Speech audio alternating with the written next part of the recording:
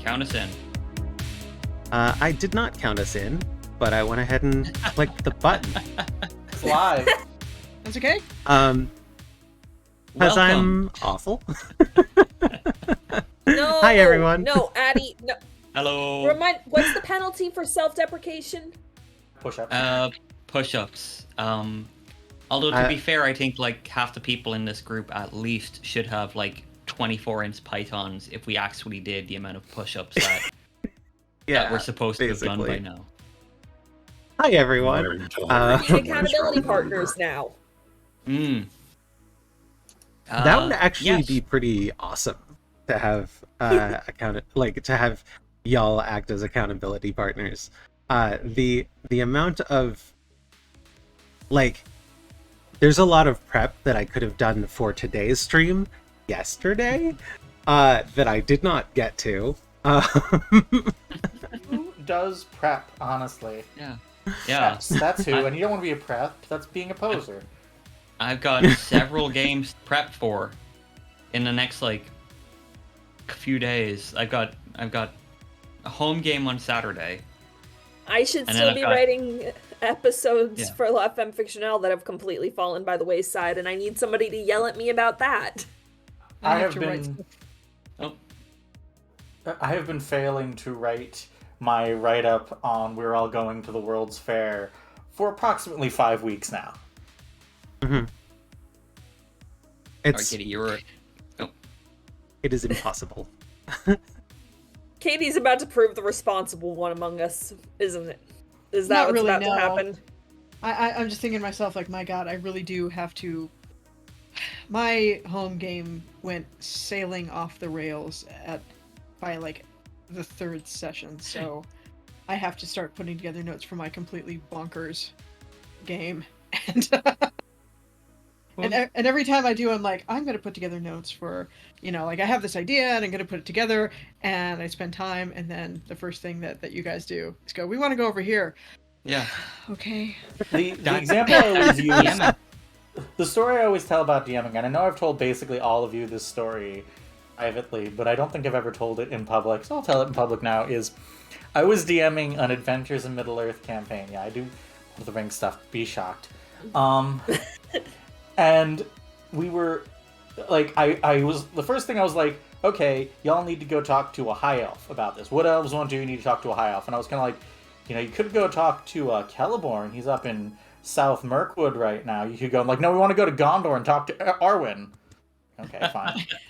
And then they were in Rohan, so they were looking up ways to get to Minas Tirith. And I was like, okay, it's just right down the road. It's a 3-day ride. It's fine. I don't need to prep anything. They got it in their head. They decided we want to go through the Paths of the Dead, take a boat down to Dol Amroth, and then the boat up from there. It's like, okay. We want to do it like they did in the movie. They got it in their head that was faster. See, Now I just really 'cause it say, if looks you want to faster. do it you do it in a movie, do it like the Muppets. Travel by map. Yeah. D&D, you're always traveling by map.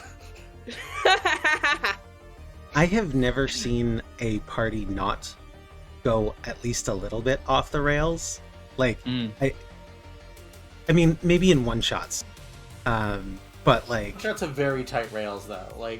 yeah, on any campaign that I've been a part of that had more than 2 or 3 sessions to it, I've always had DMs turn back and said, you guys I have to re-prep the entire thing now because you did something silly and it was cool, so I let you. He started Fantasy Worlds Elsewhere by completely chucking out the Macbeth module's suggestions for Burnham Wood coming to Dunsinane. Yeah. Oh yeah. We had a ton of. In my defense, I edited that doc a lot. Go ahead, Tommy, sorry. Go ahead. We could start actually. Why don't we? Because we have a lot of stuff we can talk about. We can talk about Musica Universalis. We can talk about the current adventure we're doing here. But we could have a little chat about how Fantasy Worlds Elsewhere kind of really its origins. Why don't we talk a little bit about Macbeth? Because, like, four of us were, I think, because because I was involved and Sam was involved, Addy, and of course Ellie, you were GMing it. We could talk a little bit about the origins there, I guess. How was that experience of streaming that, and I guess also sort of what did it teach you? What did it teach any of you about doing a sort of longer form actual play series? Well, it was my first time streaming an actual play. I had never actually done that before. I had done streams for Worlds Elsewhere for the actual, like, for the plays, theatrical performances. And the closest I had ever come, obviously I was a fan of Critical Role and of Dimension 20, among others. There's a lot now that are really, really, really great. But I was a part of a live stream game with my other DM, whose name is Faye, and they're also on Twitch. They have the handle Faye Umbria, and that was the first D&D group that I got into that was live streamed. But they run their own streams and everything, and they don't have cameras up or anything like that. So I was kind of bringing a whole bunch of stuff that they kind of don't do. And She Kills Monsters, which is a play that I did before this, taught me a lot, but it wasn't quite exactly what I wanted, because She Kills Monsters is very fluid between what's in the real world and what's not. And so there were a couple of things in Macbeth that I think I could have done smoother, but I think that on the whole it worked out. Yeah. There was a lot to learn, though. Yeah, I think so. I mean, as the player, as one of the players, like, I had it relatively easy. Like, I just had to sit there and pay attention and roleplay, and it was fun. Although the jackass in me could not hesitate at the first chance to try to convince Macbeth to come with the party to help us save Scotland. That would have been so mean. That's sort of what I feel like I learned from Macbeth, because, like, I think that there's obviously an element of performance to any TTRPG, unless it's, like, completely combat focused. Like, you can. I think that I'm fairly obvious in that you can tell, like, when I'm poking in character and when I'm not. That's not just because I am very bad at remembering the voice train. But also, I think that when you're on stream, when you're doing something, when you're, like, you are playing up elements of yourself, even elements that are completely sincere. For, like, when I play a bad video game on stream, I am trying to react more to it than I would otherwise. So I think that adds a filter level that I think makes parties more unpredictable, because they are on level playing to the cheap seats the entire time they're playing. You are always trying to do something exciting or dramatic or interesting, rather than just, like, letting a scene happen. And I think that makes it kind of difficult to control, because I feel like trying to think of how to say this so that no one who plays with me is going to think I'm calling him out. There are people who, not necessarily anyone I'm currently playing with, but who I have played with at some point, who kind of not super inclined to let other people have screen time already, and I feel like those kind of people in actual plays are kind of disasters. So I think that there's also an element of having real, like, I wouldn't want to like just get a random group together and do an actual play. I would want to make sure I'm comfortable with all the players and that they'll be willing to surrender when the moment comes, because I'm constantly policing myself for that personally. Yeah, I can understand that, and I think as well, like you as the it's weird because as the GM of an actual play and then the GM of like a home game, it's especially strange because 3 out of the 5 of you play in the regular home game that I run, and you would as I'm sure you can attest, in the home game,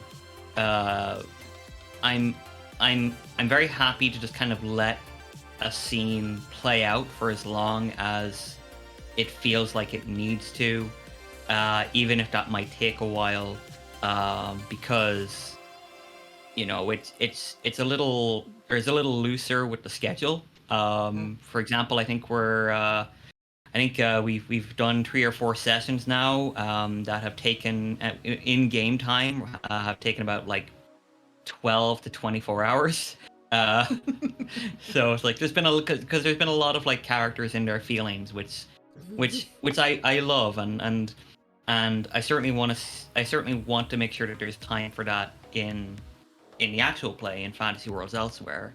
But I also recognize that in an actual play, if you're not careful, you run the risk of kind of letting time get away from you. And I personally I like Critical Role and I like Dimension 20. And there are other shows like podcasts like Dice Shame that I really enjoy. But I appreciate that, with the exception of Critical Role, which keeps your attention by the quality of the actors involved. Most other actual plays, they're very strict about time and pacing, and I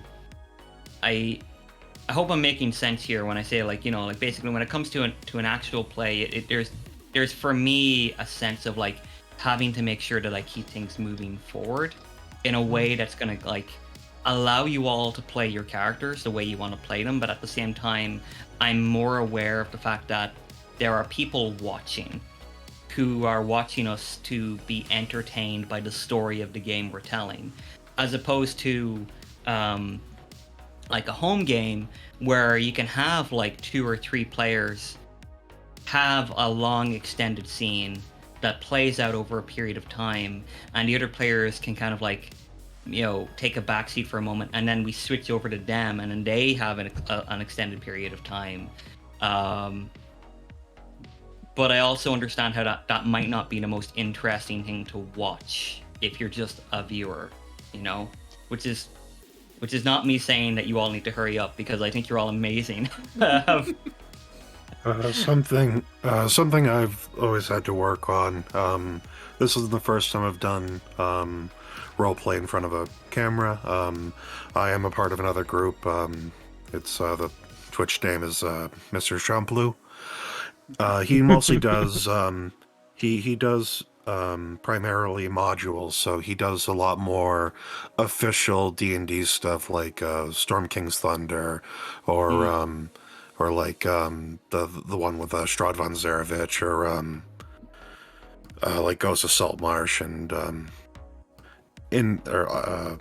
Icewind Dale. That was another big one. But in that one, because I know it's an official module, like he does sprinkle and stuff that's homebrew, but because I know that it's the official module, I know that there's like kind of a intended end. There is like an intended path through each encounter, so within that we sort of have that tether to hold on to, where it's like, well, this scenario does have an intended conclusion. We just have to find it. We have to pull the strings that we're given until we find the correct process to, well, solve it. With stuff that's more homebrew, it's the sort of thing where it's I suppose the phrasing would be that it feels like a negotiation where you're sort of pitching to the GM or the person you're talking to, and you're kind of together creating the tether that you're pulling on, and however long it takes. But like it came up a few times, like as we were doing Universalis, where I was thinking about it, like as other people were doing their scenes, I'm thinking, okay, from the information we have right now, what would this character Valjean do? Because I sort of need to generally understand what the end goal is, but we need to think of a way to do it in a way that this Valjean character would try to accomplish that.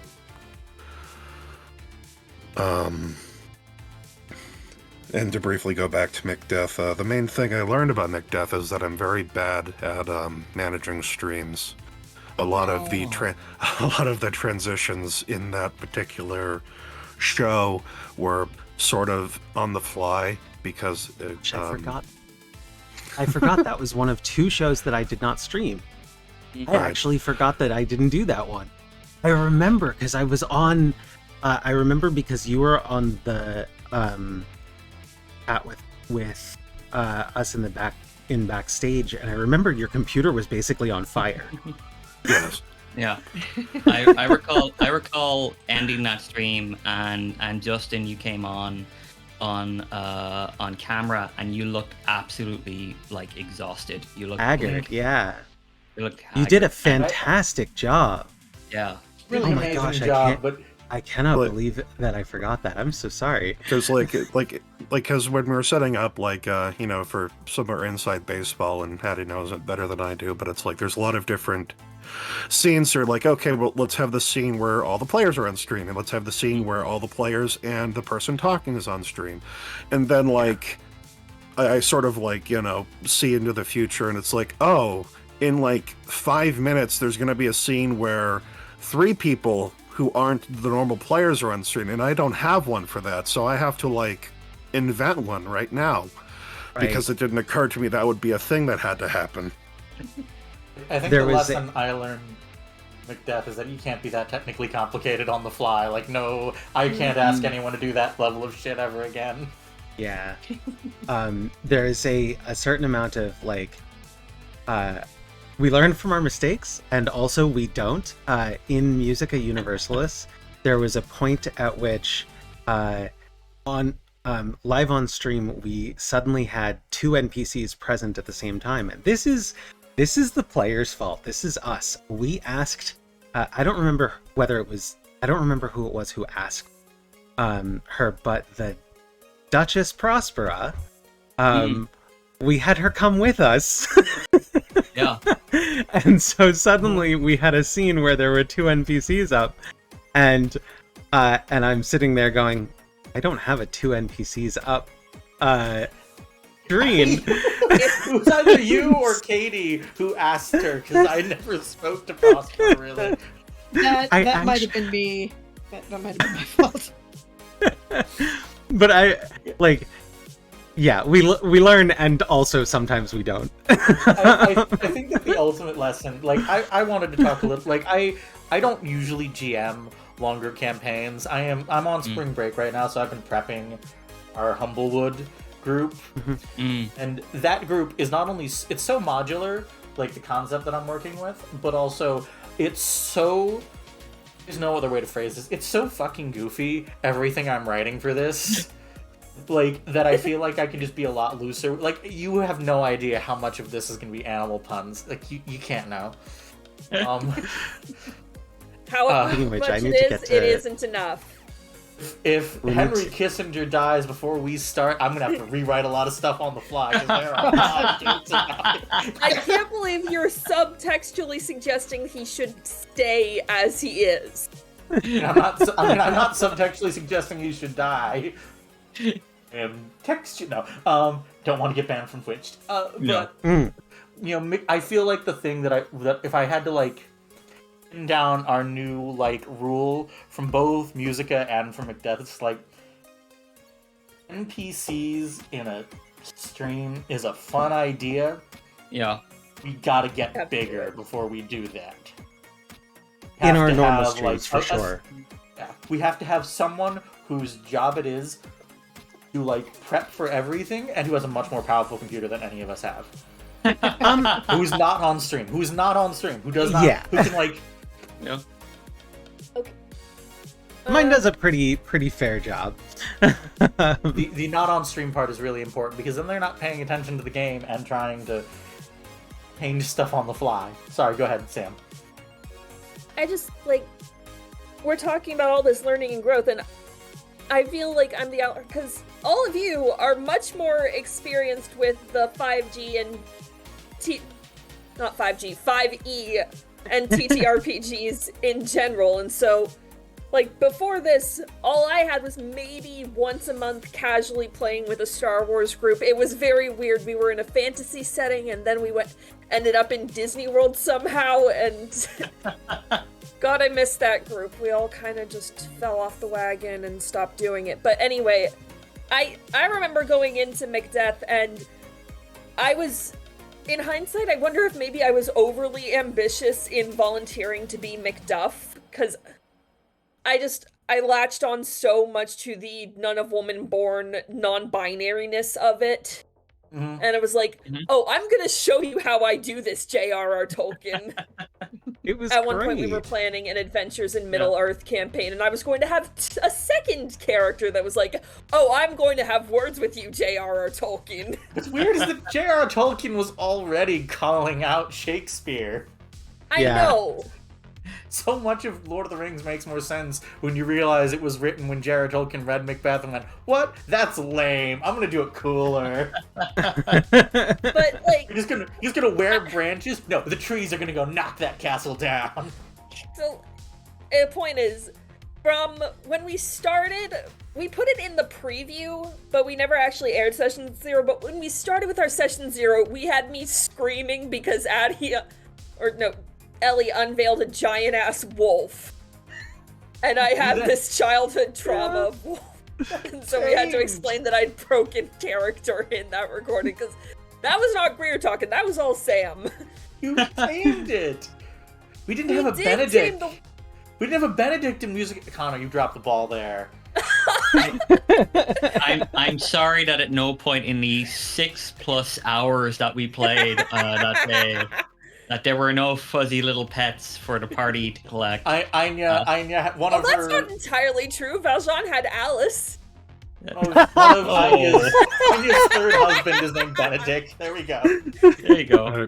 I suppose as a curiosity that I had, so I knew beforehand that we would be going to different worlds, you said as such. What made you decide the given places that we go to?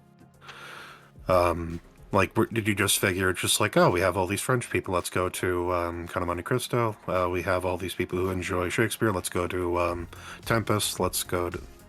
What was sort of the rationale, I suppose? My intention was, I knew I wanted to have Shakespeare. Only because Shakespeare has always been such a big part of Worlds Elsewhere. Midsummer Night's Dream was Our first kind show, of the big first show, and ever since then, Shakespeare has loomed large over the company. We do one Shakespeare every year, and we do. We often allude to it even in our non-Shakespeare stuff. Yeah. Which is, it's hard to avoid, I think, in among people who love theater. I It's think, easy to do. He's public domain. yeah, Yeah. true. Yeah. I think also, like, I wanted to play with Shakespeare, because the whole idea behind the game, behind the session, behind that story, was about us all as GM and as players, like playing with story and making something new out of the characters, and making something that was both like an homage to characters we love, but also completely different. So and you know, I think like part of me wanted to do that because Katie and I have these conversations a lot about like Shakespeare, because I guess like U.S. high school. At least my U.S. high school in Ohio in the 90s. I don't want to speak for anybody else's high school. But not great for kind of like really digging into like Shakespeare. It's kind of like you have to read these poems and these plays, and you have to do it in iambic pentameter, and you have to and don't worry about finding meaning. And I'm like, and I was fortunate enough to as part of like my college degree get to like really dig in deep and just kind of like start reading Shakespeare for fun and finding, realizing this guy was filthy and very funny, and and you can do whatever you want with these plays, and recognize why Shakespeare was. So I knew I wanted Shakespeare, and I knew I wanted The Tempest because it's recognized really as like his last play, certainly his last play of significant, of note. It was sort of like this. It was almost like him saying goodbye to the theater, saying goodbye to telling these stories that he had spent most of his life playing and writing and then showing, basically. Never sharing, because there was no copyright back then, so you wouldn't even, the actors wouldn't even get the full script. But I wanted to have The Tempest, and the author, who the party meets at the beginning, like his dialogue is peppered with quotes from Shakespearean plays. And I also wanted to kind of show how. Author... Mhm. I'm sorry to interrupt, but I thought the yeah. author might be Will Shakespeare. Like it felt yeah. like that was an implication. Yeah. I thought it was kind of an allusion to Once Upon a Time, and I hate that I thought that. But Once Upon a Jesus. Time had Jesus this Christ. entire goddamn plot line about a magic quill that passed from author to author, and among the authors that were alluded to were William Shakespeare and Walt Disney. Yeah, that tracks. Once Upon a Time was a fucking wild ride. You know what? It makes a lot of sense. Turned out to be like Elphabas or whatever they named her in that version.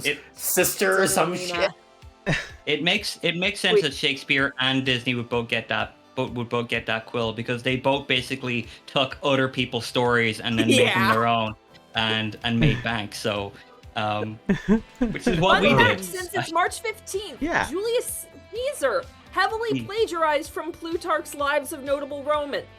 We don't do that anymore because we have this stuff called copyright and turn it in and honor codes, but Shakespeare's a goddamn plagiarist. And So notably, the thing is that it's since it's March 15th, we have the Soothsayer here. Let's so we go do. stab Caesar.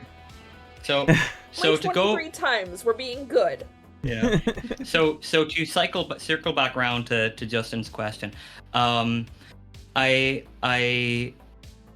wasn't set 100% on what fiction was going to be included really until I got your characters. So like Count of Monte Cristo, like it wasn't set in stone until I started really like plotting out how the session was going to go, and I knew that the party was going to get attacked at sea, that they were going to get shipwrecked and end up on Prosperous Island. So I decided, well, they might as well begin here on this other sort of like fictional island, and then Sir Thomas Tom came in because that he comes from a book, Now We Are Six, by A.A. Milne. I don't know how you pronounce his name. Milne? Milne? A.A. Milne? Milne, the author Yeah. of Winnie Yep. the Pooh. No. Yes. Mhm. That came into the public domain this year.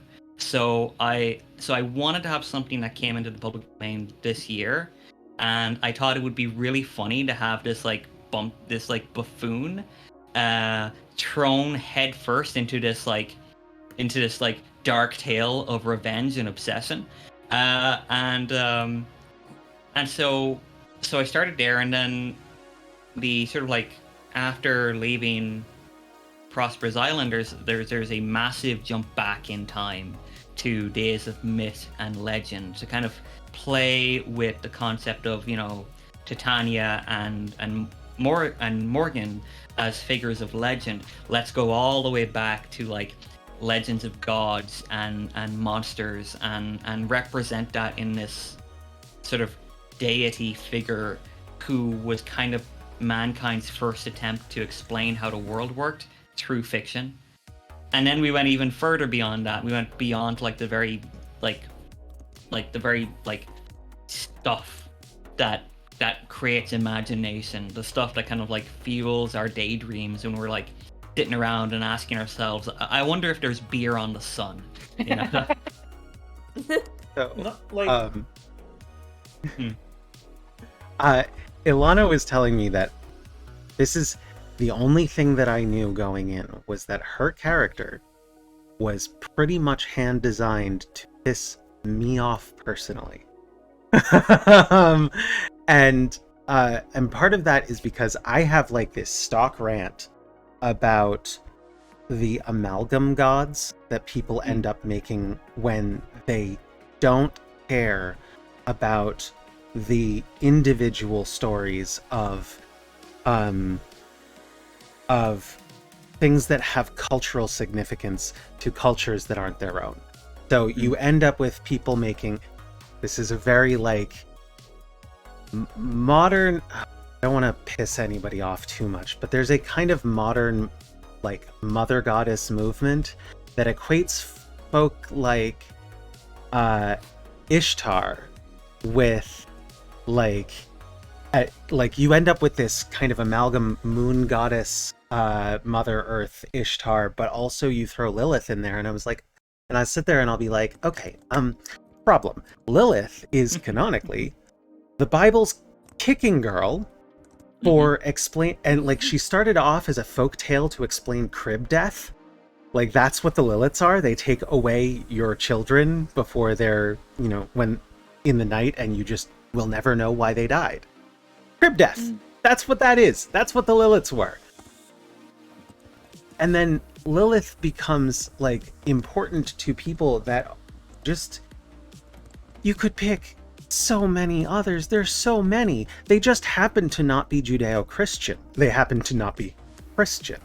Let me be clear. And so they want so badly to make it, to take all of these things that are way cooler and make them theirs. That they have to mix in something with that Bible flair. And it makes me so fucking mad. Because I sit there and I go like, you can't even equate, like, you'll see like, they'll take like Kali and stuff. And I'm like, Kali is not how she's represented most of the time, right? Like, it's destruction, sure. It's also creation. It's the beginning and end of the universe. It's the Big Bang and what comes after. There's no praying to like, okay, there are people who have Kali as their patron goddess. Anyway, but the point is that like I kind of hate that amalgam construct thing. Like, I am all of these characters. No, you're not. You're none of them. You don't have any of their stories. You can't attribute to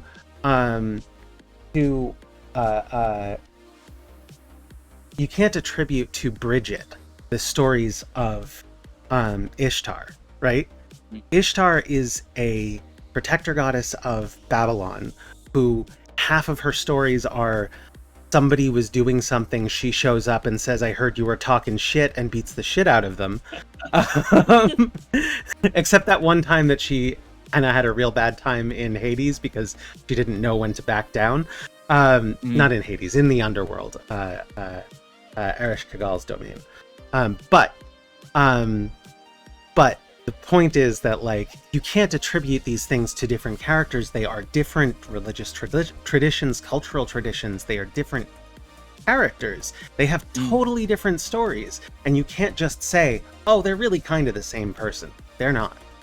Never have been. And I kind of, like, I feel like the first goddess is what happens thousands of years after the stories have all been worn down and combined together, and not something that we started with. We start with a myriad of gods, and then they all get folded down to simplify in the retelling through a game of telephone. But I tried not to go completely off the rails, and I only sorta didn't manage it. Because Alice said some things during that scene that were very not a 7-year-old, where I was just sitting there going like, no, you're not. You don't have, you have no stories. You're nobody. And I'm sitting there going like, this isn't very Alice. And then I got ready to bring up Ishtar, and I'm like, Alice does not know anything about Ishtar. I can't. Weird. That's weird because I feel like Titania was like gearing up to get in there and basically talk like. So you mentioned earlier like Lilith, and yes. there's this tendency that I feel like we have in general as a people, but Christians in America and Europe especially have it really bad, where we absolutely refuse to see anything from any base assumptions other than our own. Yeah.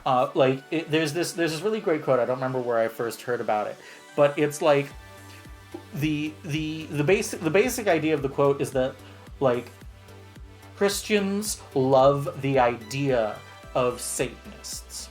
Because Satanists are kind of the perfect adversary. Because they believe all the same shit that Christians do. They just go the other way at the last second.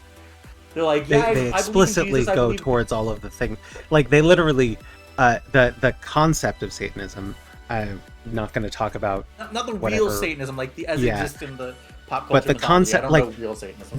the Satanism from Chilling Tales of Sabrina. Exactly. Like you believe in Jesus. Nope.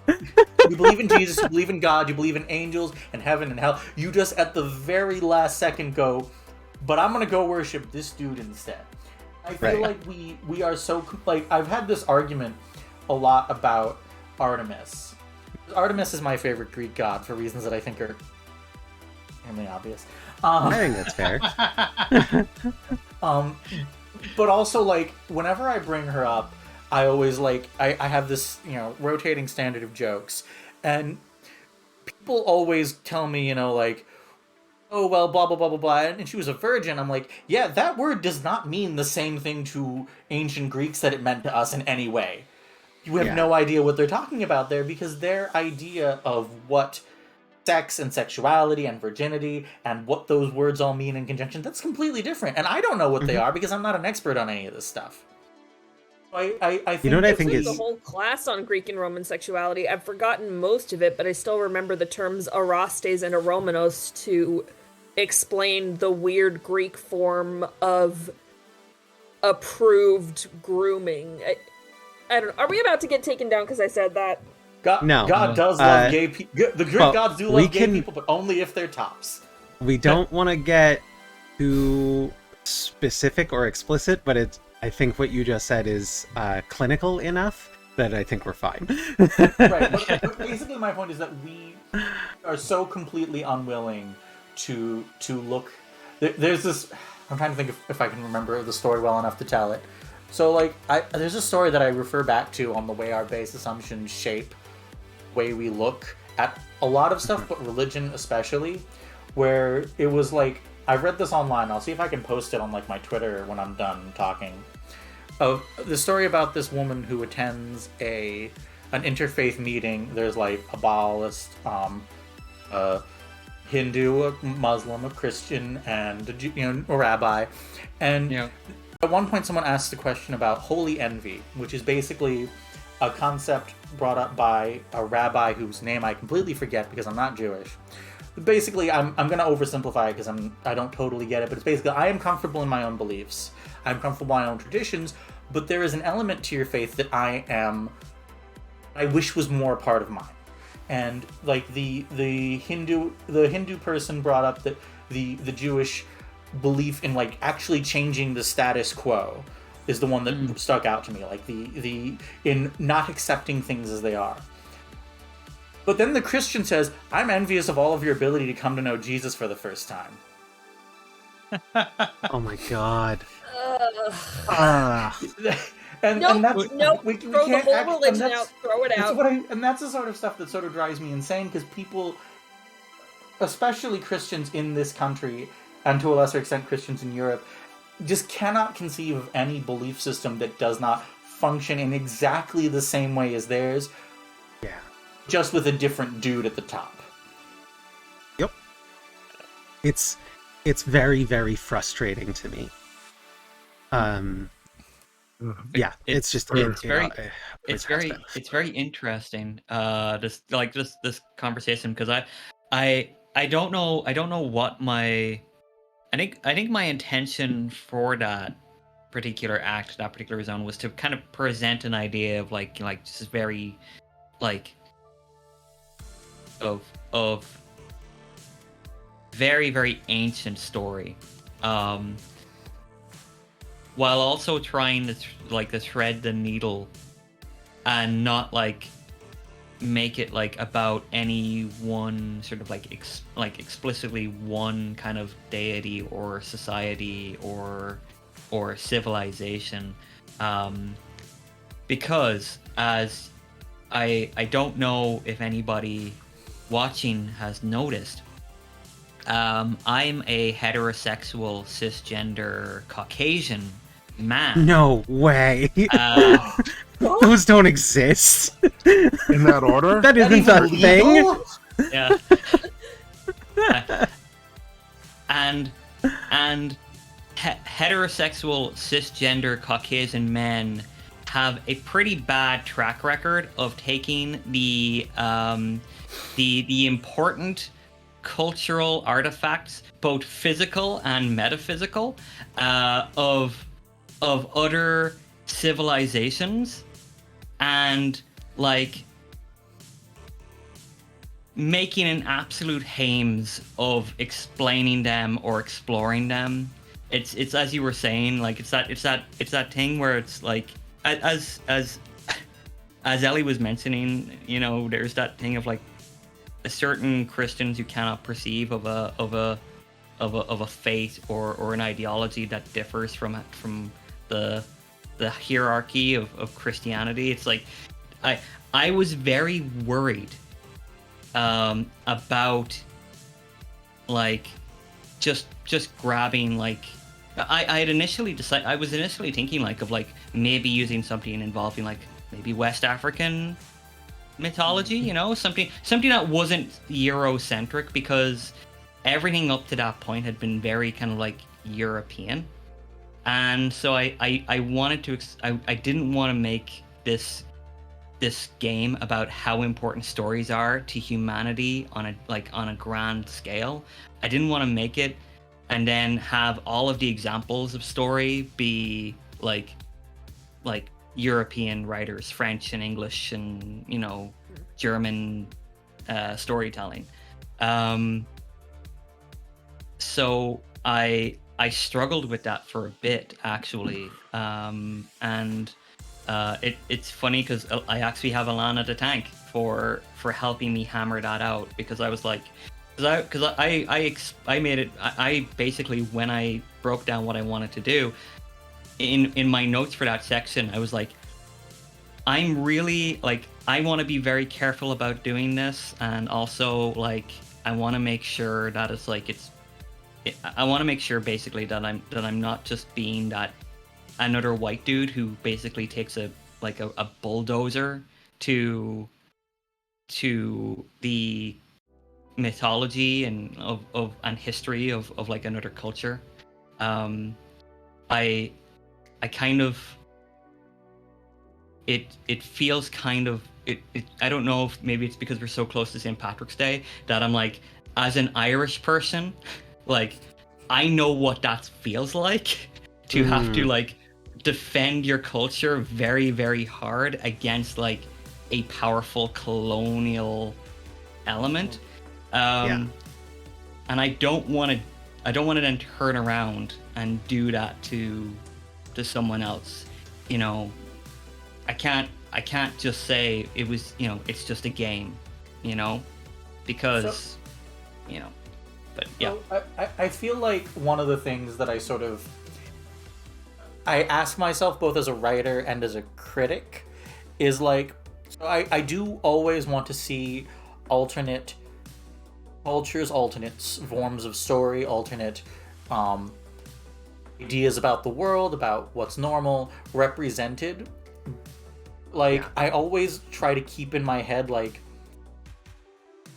is it better for this story about another culture to not exist, or for it to exist in a version where I messed it up because it's not my culture? Because trust me, I don't generally, and I'm not generally this blunt, but I think this is like the one that I use as my example because it's the culture I'm part of. You can literally tell just from how it's shot whether or not a movie about queer women it was directed by a man or a woman. Yeah, that's definitely true.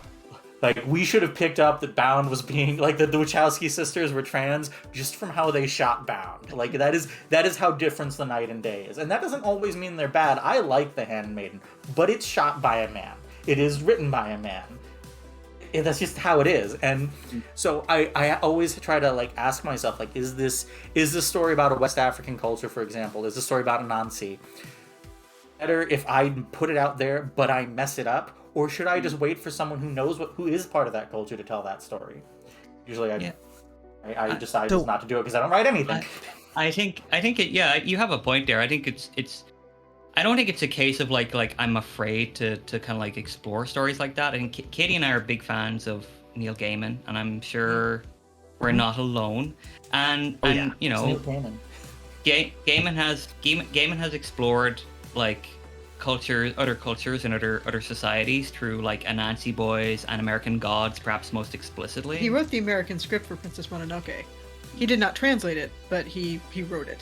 So he's that's just a good movie. But yeah, but I guess that's, you know, I guess what my hope is, like, when I'm playing, when I'm exploring like stories like that, you know, like I don't know what it's, you know, I don't have the lived experience of someone who may be sort of gay or trans or black or you know, First Nations or etc. But you know, I don't think that prevents me from telling stories involving those characters, but I do feel an extra level of responsibility to make sure that, like, I'm, number one, not just putting those characters into a story to make them, you know, to be like the token, and also to make sure that, like, if I'm going to tell those stories, I can never be you know, it's never going to be like 100% accurate, but, you know, I might as well be as respectful as I can to that, you know. I think Neil Gaiman is a really good example to follow because he does bring in cultures, a lot of cultures that aren't his own. But also, so I'm not going to say he does it perfectly because, like, again, I'm going to use my own experience. There's a volume of The Sandman that has, like, except for what's her name, in Denise in Twin Peaks, was literally the only even slightly respectful portrayal of a trans woman that I had basically throughout my entire childhood. Like, it was maybe a little bit, depending on how you interpret it, Tu Wong Fu. Now, I guess Tu Wong Fu isn't really a for interpretation. It was Twin Peaks, and it was, but if you go back and read it now, he did kind of whiff a lot of times with that character. He did mess up, and when they started doing the TV adaptation, he's like, yeah, I kind of blew it. I didn't really talk to enough trans people. When we get to that part, we're gonna try to do it better. So I think that's ultimate. I think that if people get mad at you, I think the ultimate goal is to not be defensive about it and to acknowledge, yeah, I kind of messed that up. I'm not a perfect person. I'm definitely better at that now than I was like 10, 15 years ago. Like you get older and you start to you get older and you recognize that the stuff you wrote when you were 25 and the stuff you write when you're 35, like the later stuff should be a bit more delicate or layered. Like I wrote some stuff like in college that like had me laughing my ass off, and it was puerile and it was funny to me at that time. But I think now it's a case of like I can still write funny stuff. I can still write puerile stuff if I wanted to. But I think if you've got to recognize when I go back and look at it that it read like someone who was like 21, 22. I mean, I just before I moved out of my parents' house, I was cleaning out like my old childhood art projects because some parents will keep all the crap you made when you were 7 and it just sits up in the attic because mom said, oh great honey, we'll keep it forever, and then you have to be like, no, this is garbage, get rid of it. And one of the things I had was a set of rules for, I guess, a child dystopia where I both advocated that nobody should have to do anything they didn't want, but also, like, we should all have robot slaves. And I'm like, okay, the Terminators are coming for me. That Rocco's Basilisk would be coming straight for you if it weren't a stupid made-up thing. So I wanna real quick go back because we had an aside here just about I think appropriation, and I want to kind of clarify that when I'm saying that I have this rant about this kind of thing, that rant is not about the appearance of other cultures, other cultural characters in and themes in Western media.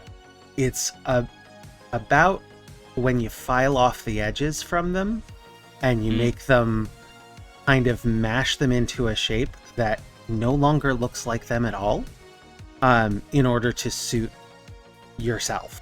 It's when you pretend like, oh, that's mine too. And I think that's really the difference between appreciation and appropriation. Like, it's not it's not appropriation to just have Indian characters or characters of color in media written and told by white people. That's representation. It's appropriation when Marty McFly invents an entire genre of black music, right? That's where the difference is, right? Like... I'm literally just remembering that shot from Elvis, he's white. I mean, now I'm kind of thinking about Kyle's video on Julie Taymor and the appropriations that she does and what's appropriation versus appreciation and cultural exchange. Because actually, this kind of ties into Prospera. I have a lot of complicated feelings about Julie Taymor's version of The Tempest, primarily because of her choice not to just change it so that Prospero was being played by a cisgender woman and was a cisgender woman in the text, but the fact that Taymor decided to make new text about Prospera being cast out of Millen because she is a woman who practices magic. And I'm like, okay, but you get how you've made it worse, right? You've made the Sycorax thing so much worse because of that. And my discomfort with it has only deepened as I went to grad school and I read the playwright M. Césaire's French text in French. I'm blanking now on his country of origin, but Une Tempête is a revised version of The Tempest that centers the two main characters on the island, whom we know as Ariel and Caliban in Shakespeare's original text. But it's specifically Caliban that Césaire focuses on and renames X because Caliban is the name Prospero gave him, and it is a name associated with his colonization and enslavement. And so, like, in that sense, like, that's what makes me move away from Tamor, because to me, Tamor's Tempest is very girl boss, white feminist, trying to make a badass thing, and I love Jaimon Hansu. He's an amazing Caliban, but I feel bad for him that he is in this very racist feeling setting that doesn't afford him a lot of... He makes it sympathetic on the merits of his performance, not Tamor's directing. From one overly sensitive Obi to another. What makes it very... What makes it interesting, actually, that you bring that up, Sam, is Laura Crone, who played Prospera, who was wonderful, as all the NPCs were. I met up with her a little over a week before the stream, just to go over the character, explain a little bit about what was going to happen, and to get like her feedback on how she wanted to play Prospera. And she had this wonderful idea on how to portray her that was nothing like I had considered.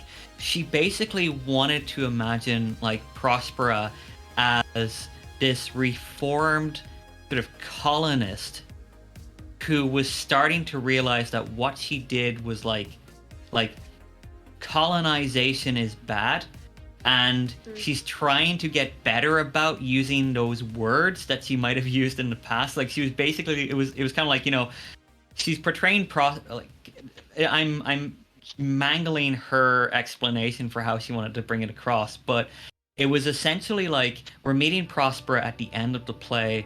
What if Prospera has kind of come to the conclusion that like maybe she wasn't very nice to the native people who lived on this island before she showed up, and it's one of those things where it's like she's kind of always ready to apologize for something that she just said by going, "I'm sorry, it was just how I was raised. I'm trying to be better," and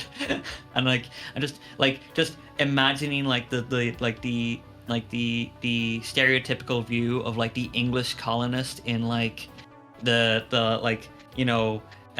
shorts and button up shirt and stupid hat, the big hat but she's trying to be better, but she's not quite there yet. There's still that kind of like that nobility sort of colonial element that she's trying to work against. And so it's interesting what you bring up about sort of Tamor's adaptation, and it's one of those things that happened again and again in the game, actually, sort of where the story kind of folded together in such a way to explore themes like that. Most notably, the finale, the climax of Musica Universalis, where Katie was like, looked at me across the desk and was like, could I do this? And just resulting in that literally legendary role from Sam. I still feel bad that we didn't get to use Ilana's power up because of it, but that moment was exhilarating. It was awesome. It was so good. There was literally a moment after that where I think Ilana was talking to me and she was going like, I could not believe it wasn't scripted, because that sequence where Morgan stops and says, do you know why you were able to do that? And Christine goes, because you helped me. And Morgan goes, no, it's because you finally know who you are and what you want. And then Morgan walks away, and then Christine turns the mirror, which is in the book a representation of awful things that have happened to her, into something positive. She takes something out of her own trauma and makes it hers and moves forward. And oh my god, what a note to end on. Yeah. Holy shit. I'd love to ask. Sorry, Adi, I don't mean to interrupt. No. I'm just gushing. That's all. I'd love to ask you both, kind of like where your minds were at and where you were going, like in the basically in that sort of like last 5-10 minutes, like in the confrontation with the thief, and then the beautiful conclusion. Katie, if you like, you could tell us a little bit maybe about like what was your motivation behind how you portrayed Morgan, and I guess what kind of prompted you to kind of lean in on that and and what kind of prompted you to see if you could go there and set that up for Sam as Christine. Oh, geez. Not sure where to start. I think Morgan Le Fay has always kind of fascinated me. The first time I admit the first time that I really encountered her was there was I get made fun of so often for liking this particular miniseries, but back way back, there was a miniseries called Merlin, and Sam Neill was in it, and Martin Short was in it, and Miranda Richardson was in it, and Helena Bonham Carter, and a few other people who I can't remember. But the portrayal there of Morgan Le Fay, who was also kind of like Queen Mab, it was a weird thing. But that was the first place that I ever encountered Morgan Le Fay. Mm-hmm. And of course, you go from that to college, where every young feminist worth their salt is saying, you should read The Mists of Avalon. It's a feminist retelling of King Arthur. You should read it. It's There's so a title cool. that aged like milk. Yeah. And I never got around to read. Later on, I mentioned it to somebody who was like, you didn't miss much. It was like really dry. And then some things came out about the writer, and I decided that I would not ever be reading that book. But the character of Morgan stayed with me, because for good or ill, depending on what you read, she's kind of one of the few movers and shakers in the King Arthur legend. You have Guinevere, you have Isolde, but Guinevere is always kind of seen as like the this like pious innocent woman who is brought low by her desire for Lancelot, which is kind of funny, because a lot of what we think we know about medieval women and how they were supposed to act actually comes from the Victorian period, because they were all about King Richard II, because he was a big old empire builder in their eyes. So I got to thinking about the archetype of the enchantress that you see so often, not just Morgan, but throughout all kinds of stories, ancient and modern. And I decided that I wanted to. I didn't want to go the route of playing Morgan Le Fay as like the misunderstood, but good angle. I also didn't want to play her straight evil, partially because I knew it would not work for the party, and partially just because that's been done to death. so I started to kind of think about, what were her origins? And the earliest written account that we have, I believe, comes from the 1200s, The Life of Merlin, where she is portrayed as being the ruler of the island of Avalon. She is the eldest of 9 sisters. And that surprised me because I had only ever really, prior to that, known that she appeared in Le Morte Arthur. So I started to think about, like, if she was portrayed in this way, in a story that predates the kind of common uh, archetype of her, where could that have come from? And I started to think about, Avalon, which got me thinking about the Isle of Man, which got me thinking about Anglesey, which got me thinking about the Druids. And I kind of decided that maybe in my personal portrayal of Morgan Le Fay, that she would be a magic worker, a shapeshifter, a sorceress. But perhaps I didn't want to portray her as like full on, I'm a druid.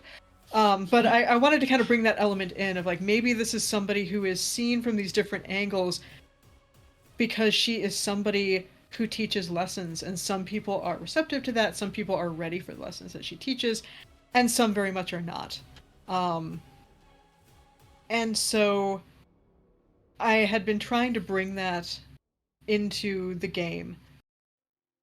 And in that moment, I was thinking strategically, because we in the normal stream, Fantasy Worlds Elsewhere, and also our home games, we play a lot of D&D and a lot of Pathfinder. So when you get into combat situations, you're always kind of looking. I play a lot of spellcasters, so I'm always trying to figure out, okay, would this spell work? Would this spell work? What would work in this situation? Situation change. So I have to kind of double back and go with Plan B or C or D. And in that moment, I think really what I wanted to do, well, first I was looking at the magic that she had available to her via the fate system. But also, which is sort of a whatever you want, right? Yeah. I do have something to say about both two things you've said now, so let me know when you're done. Okay, sorry. No, I didn't want to forget what I was thinking. Okay. Yeah. But basically, I was looking at that, and then I realized, well, like, wait a minute.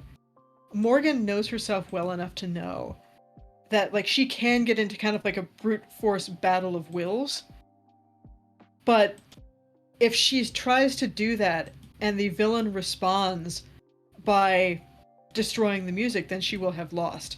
So in this moment, instead of letting her power and her agency and her, let's face it, her ego kind of take over, she realized, I guess, that this was not a time to destroy, it was a time to create. That if the music that they were seeking was lost, there would have to be something else to replace it in that moment, or everything would be doomed. And so I asked if I could do that, and then yeah, and then it happened, and it was kind of like you kind of like handed out the baton, and It was absolutely incredible. And then Sam, you picked it up, I mean, the biggest thing that went through my head when that moment started is, oh god, I wish I could actually sing. Because we tested this beforehand, but my mic would clip out when So I got too high in pitch. For what it's worth, I think I know what that actually is. And if I had gotten to talk to you about it beforehand, I probably could have helped you fix it, so that you could have sung by using, because Zoom has a feature that allows you to turn off its background noise reduction, but it tries to reduce out music. So when it detects you as a single held note or as singing that isn't really talking, it'll try and make you stop. Oh god. So, The real thing would need to happen is that we get muted. About it. I thought it was because I was going too high. No. I think it was because Doom was saying. Yeah, sorry. My joke was going time, Go ahead. Well, it's just a joke about how if you sang on Twitch stream, we just get muted because I don't know, they might be copyrighted music. No, probably not. This music. Well, that's the other thing is why I'm glad that it ended up that I was just like pantomiming the singing, because I am not the best improviser, and if I had sung, I probably would have lapsed into a melody that was known, whether public domain or copyrighted from one of the bajillion Phantom franchises. I think it was ultimately a good artistic choice to have Christine's song silent, because then people could just hear it in their heads of like, what does this ultimate legendary music coming out of Christine Daae sound like? And It's a theater of the mind. Yeah. I will Go admit ahead. I had considered that if things had gone poorly, I would have used that last fate point and I would have like frantically looked up the lyrics to Now the Green Blade Rises and just like it's just something, anything, because unfortunately my repertoire of medieval music, like to be able to perform it is not all that good, but I did lead up to Musica Universalis by listening to a lot of Hildegard von Bingen, which I'm sure was a whole bunch of fun for Connor to hear liturgical music from the Middle Ages, and me going like, no, listen to this! Because I'm a big old early music nerd, so... I mean, I'm so glad you two had an Christine- idea for what to do with the end of that, with that particular scene, because I had none. I was working entirely on impulse, as per character. And in that particular scene, the only thing I could think of was, there's a lot of holes in this room. And that's all running through my head in the entire scene was just, Alice wants to jump. I mean, I'm so glad that in our planning sessions, I brought up to Connor, I'm like, if she found out she was a fictional character, Christine Daae would probably be miserable and would be like, I might be on the bad guy's side, because the poor girl went through so much. It was marry me and live forever with me, possibly in this smelly, dank sewer, or I will literally blow up an entire opera house. And then we added in the reality of her accessing all her multiverses, which means she saw the one with the rats, and she saw the one with the serial killer, and she saw the ones where she looked exactly like the Phantom's mother, and she saw the love never dies of it all. And that's just adding on to the, oh god, no, please no. It's and very... so then we're Sorry, go also ahead. like going through this instance where she's meeting a deity like the goddess of the first story and those other statues around her. And this is a woman who was raised Catholic, who was raised in superstitions, and has already had an extreme amount of faith-testing trauma with the whole Angel of Music thing.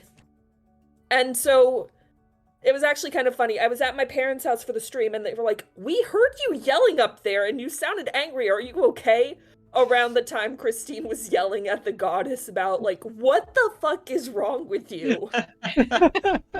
you know, And I'm like, it's really... yeah, I'm fine. I was just acting.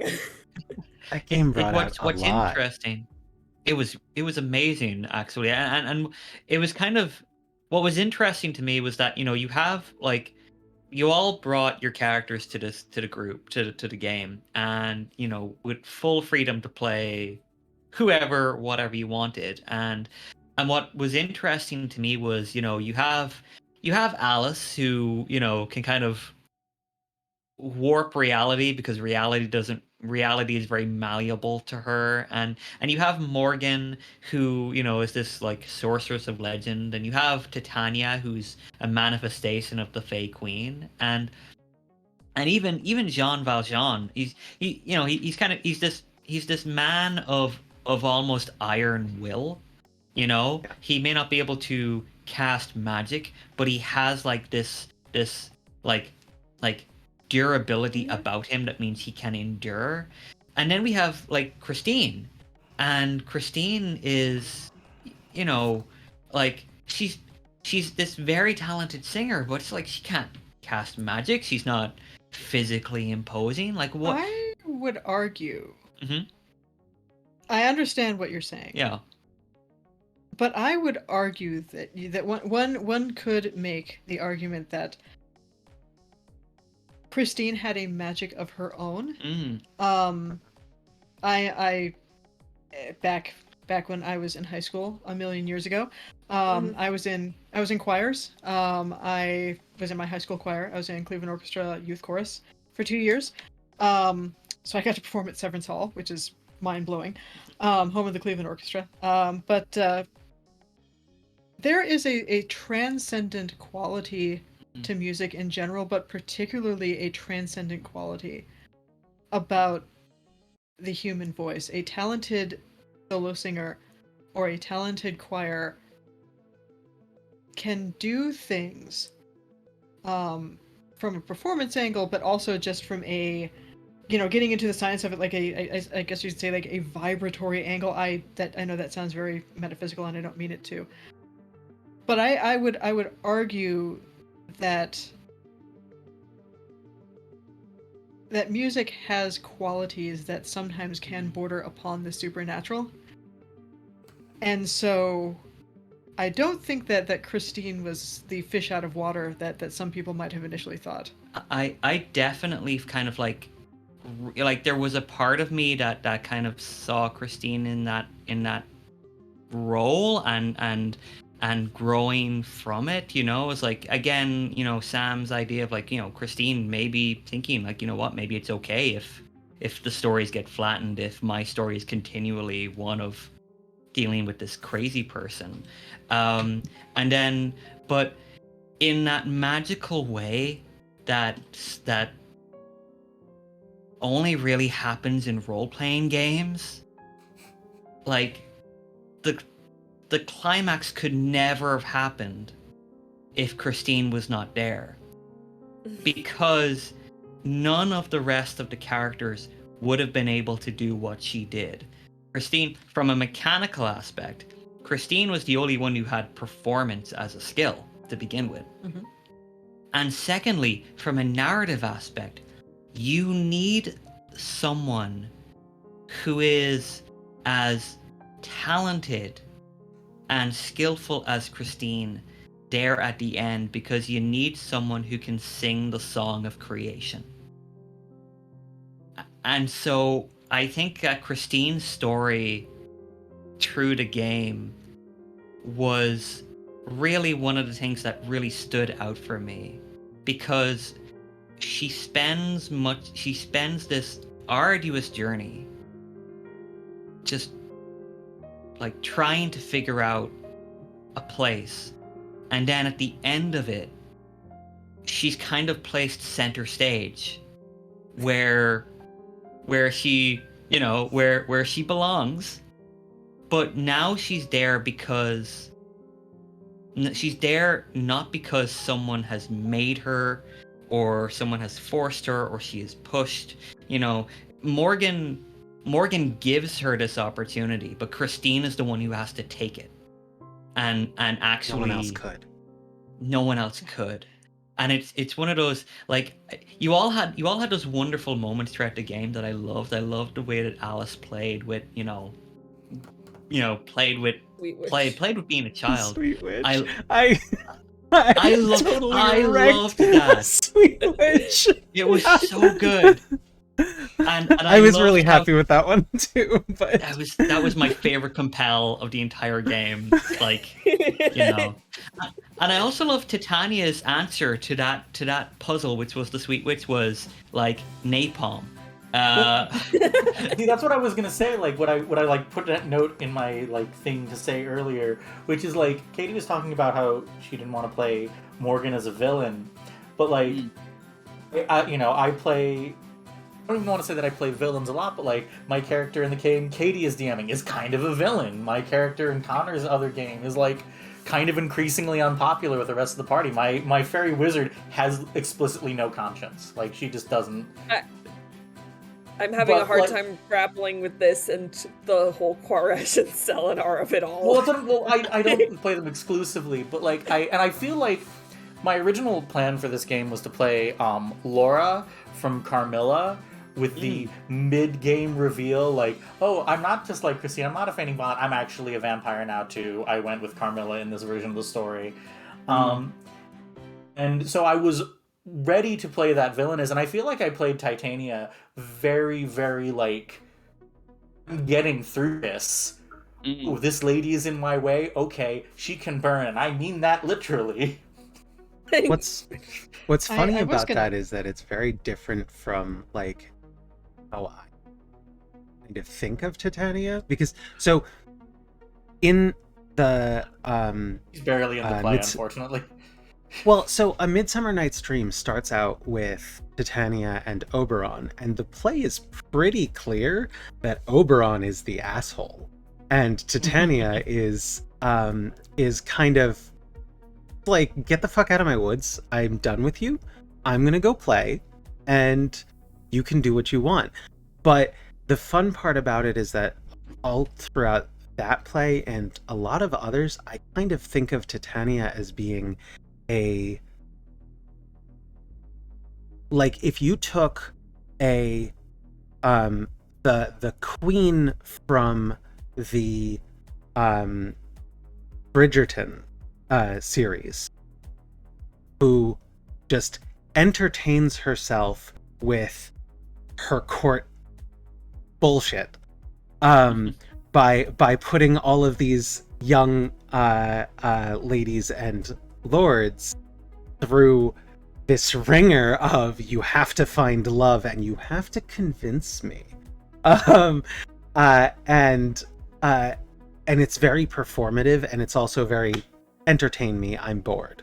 And that's kind of how I always felt Titania was. She's not really a ruler in the sense of like, she doesn't really take responsibility for anything. And but she's also not like, she never bothers to leave the woods to go and burn anything else down. She never bothers to be a conqueror. Because that would not be fun. The end of my thought there was that I feel like villains are extremely useful, because I feel like TTRPG parties tend to have a quality where they get bogged down, stuck in like debating the right way to handle something, like, how can we handle this so this doesn't happen and this doesn't happen. I feel like having a character who's just that edge more amoral gives you someone who's like, you know what, dang, hell with it, we're just gonna do this and damn the consequences. I wanted Titania to be that, but the other half of what I was responding to what Katie was saying is like, I wound up with such a loose power set that I was just terrified to use it. And so I wound up basically just like sitting back and letting everyone else handle everything. Stream. One of the things that I kept running into with playing Valjean, and this is sort of playing into the things discussed earlier. So, a big theme with Victor Hugo is that he is aggressively Christian, right? This is like he is. This is very important to him. It's very important other people understand this. And so Valjean is this character who, like, and sure, when I was a kid, I went to a church. We have like a Universalis Unitarian church near my house, and like that is nothing like the Christianity that he had in mind. And so it's like, and like Valjean, he's a pacifist. He cannot will himself to do harm on other people, even if they deserve it. So we have these situations throughout like this play where like I'm sort of compromising his ethics, but at the same time it's we need to have the story progress, like the compel that Connor gave me, where it's like do you free the sweet witch from the cage that you forced them in? Well, the answer has to be yes. He wouldn't have even have put her in the first place. And it's like that was sort of the thing I kept wrestling with, because there's this big Venn diagram, and it's like the stuff that I know, the stuff that Valjean would know, the things that Victor Hugo, who made him, wouldn't know. And so like I was trying to pull on that for a lot of it, and I'm like, well, like the last rites that I gave the sweet witch. Like I had to look that up on the fly because I don't know that off the top of my head. I just know that's the thing that people do, and so it's just one of those things. I'm like, yes, Connor, keep talking. I need to look this. You know, Give for me a time. thief, My Valjean Google is pretty Fu- lawful. my Google Fu is very good, but I need time. One thing that I did find kind of interesting, now that I'm if you want to get really metatextual about it, and I'm gonna preface this by saying that I am a medieval enthusiast. I am not a medieval scholar. So with that out of the way, one thing that I kind of found interesting is that I was the only one who was playing a kind of a pre-modern, like Titania kind of straddles that period between medieval period Europe and kind of like pre-modern, what we think of as modern Europe, you know, getting into the Tudor era, the Renaissance era. And one fixture, not that I've read a ton of it, but one fixture of medieval literature is that since it comes from a time when class and your place in society was very fixed, is that like characters in those stories know who they are and they know what they can do, but they're also kind of happy. Well, maybe not necessarily happy, but they understand, you know, they understand their role, they understand their place, and that kind of feeds into the kind of general medieval mindset of, you know, we are all kind of like, I don't know if you want to say players on a stage or how you want to put it, but basically like we are all part of a story that God is telling. We all have our roles in the story, and to a certain extent, it is kind of sinful to try to push beyond, you know, beyond our role in the story. You know, a peasant may dream of having the luxuries of a king, but a peasant would not necessarily. Well, we had the Peasants' Revolt, but that was more about taxation and less about like, I think that guy's a jerk. I think I can do it better. I'm going to overthrow him and become king myself. So it's very interesting that we had characters though that kind of come from eras like we have Titania, we have Alice, we have Jean Valjean, we have Christine. These characters that are kind of moving into the modern era and showing in some ways, I think maybe a bit more agency than Morgan Christine might have and had. Valjean are both very class mobile. Yes. Yes, and Yeah. like, you know, Morgan knows her place. Like when she talked to Prospera, like she's like, okay, cool. This I know. I'm a noble. This person is clearly also a noble. Looks to be about the same standing. I know what I can ask for. I know what I'll get in return. And if she doesn't give it to me, I know that there are rules in place that I can use to like, you know, to push back. But that was kind of an interesting limitation for the character of somebody who's like, I know my place, but you guys can move around a lot more. And I think that's kind of an interesting dynamic that we had. I don't know. It's kind of fun that Alice just asserts that she's a queen, and you're all like, okay, fine. Hey, I think everybody looked and it was like, she's a child. Sure, so, whatever. Like, we're not going to argue with this. There are, You know there what? are Being a greater fake queen, issues to deal being with. a fake I goddess is believe already so you. goddamn weird. Might as well happen. Yeah. Well, hey, like we all know, like there's, you know, there's at the Tudor exhibit that we went to, Henry VIII's son became king at what, 9, somewhere in there? Like I 10. looked at it, Yeah. So Mhm. it, you know, it wasn't completely, you know, it wasn't like an everyday occurrence, but it wasn't completely out of the realm of possibility that there would be a 6-year-old queen running around. I don't know where her, Mary Queen you know, where her, of Scots was like 2 weeks old when she became queen. yeah. Well, once again, these are not things that worked out fantastically, though. Well, yes, I mean, but Mary in the lived meantime, longer than Edward. like, Yeah, like but sure, you that know, is not a you're hard- Queen Alice. You're Queen Alice. I don't know where your region is. I don't know where your council is. I know that if something happens to you, I'm, you know, I can't say because I don't want to get nailed with the swears, but you know, so yes, Queen Alice, I, the Lady Morgan Le Fay, will treat you according to somebody of your station should be treated. Yeah. Which, of course, Alice doesn't even know how, like, there's no...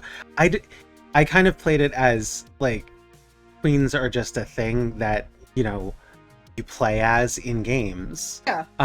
And they're not, like, she says, oh yeah, I'm a queen too, because in her mind, she is, and they're all playing the same game. Yeah. So... Too many queens. Right? Too many queens. That's our next adventure for Yes. That's our next Fantasy Worlds. game. That's our next game. Yeah. Guys. We have we have a person who's like a royalty. We have a person who's like you know, from the Bronx. We have a person who's there's so many queens in one place. We have that, but we're all riding in that bus. This reference going over people's heads. A Yeah. little It bit. is. Priscilla. Oh yeah. my Oh, god, it has yeah. been a while. I thought you were referring to the Venga bus, and I was a little confused, but I was pretty. I was referring to Priscilla, Queen of the The Desert. magic school bus for a hot second, and like, look, I'll Okay. get into any bus Lily Tomlin is driving, but come on. Get into any bus that Hugo Weaving is driving. Yeah. Okay. You And all pile into Priscilla's bus. You're all queens. The bus is named Priscilla.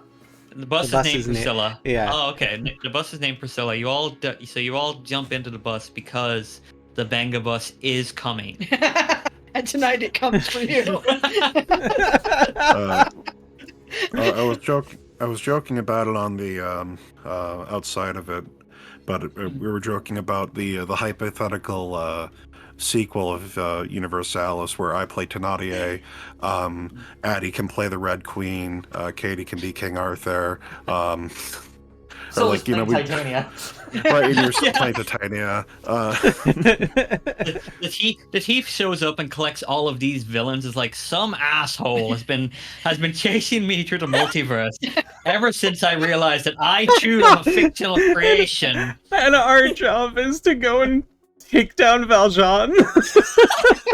We can't play Thénardier. You have to play. Jean Valjean is just Javert. like this. He's just Yeah, like this then you have yak. to be Javert.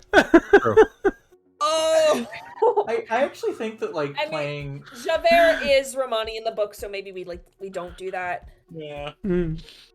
I dear. feel like, I like thi- most adaptations just quietly forget that, which Yeah. is They absolutely do. I don't know oh. how I feel about that, but It's I'm like- not allowed. I don't really. My opinion doesn't matter all that much. I mean, given other shit Victor Hugo did with the Romani, Javert is not the greatest sin he has to answer for. That was what I was driving at. No, What I wanna know- I think that I've had an idea for a while, for a City of Mists module that is you're all playing supervillains Oh. on the premise that like that supervillains are the ones who are outlawed by society, so therefore you're the people demanding change, demanding that this has to stop and we have to like fix this stuff. I don't really have much more than a very, very light outline. I think that playing villains is a very interesting concept, because that's why I wanted to play Laura or Carmilla or even Titania, just like to ask what is villainy when you're this far outside human context. There is a web serial that I read that I then immediately turned over to Alana and made her read, and it is called Worm by Wildbow. And I've heard of this. Mentioned it It's- several times. yeah, so I've mentioned it a couple times because I actually convinced Alana to run a game of We're All Superheroes. We were using GURPS to play that game, where we were all superheroes, but that's the setting. And Wildbow's setting is very dystopian. Like, the superheroes, they gain superpowers going through a moment of extreme trauma, and then they spend the rest of their lives with a power that inflicts their trauma on everyone else. It is a mess. All of the characters have degrees of darkness to them, and the main character is widely viewed to be a villainess. Her trauma was being shoved in a locker with a whole bunch of bugs, and now she can talk to and control them. Ooh, fun. Good time. And so she ends up taking the villain moniker Skitter, and she's so cool because she's very much a how can I organize my way around all of the things that are in my way. And so she is villainous in a sense because she's hyper controlling.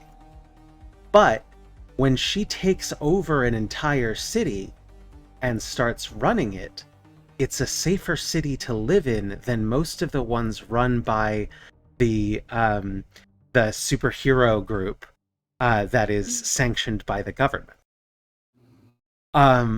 It's an incredible web serial. It's very long, but I do recommend it. And I've been trying to convince her to, when she has the time to put into it, go ahead and run that game again with us on Fui. And when she does, I will have to reach out to Wildbow and get permission to do it. But I kind of really look forward to that. Like, I hope that we get to do that because it is such a, like, trigger warnings everywhere, of course. That's going to be a thing where we'll have to be like pretty clear that, you know, there's going to be a certain level of violence to be expected, a certain level of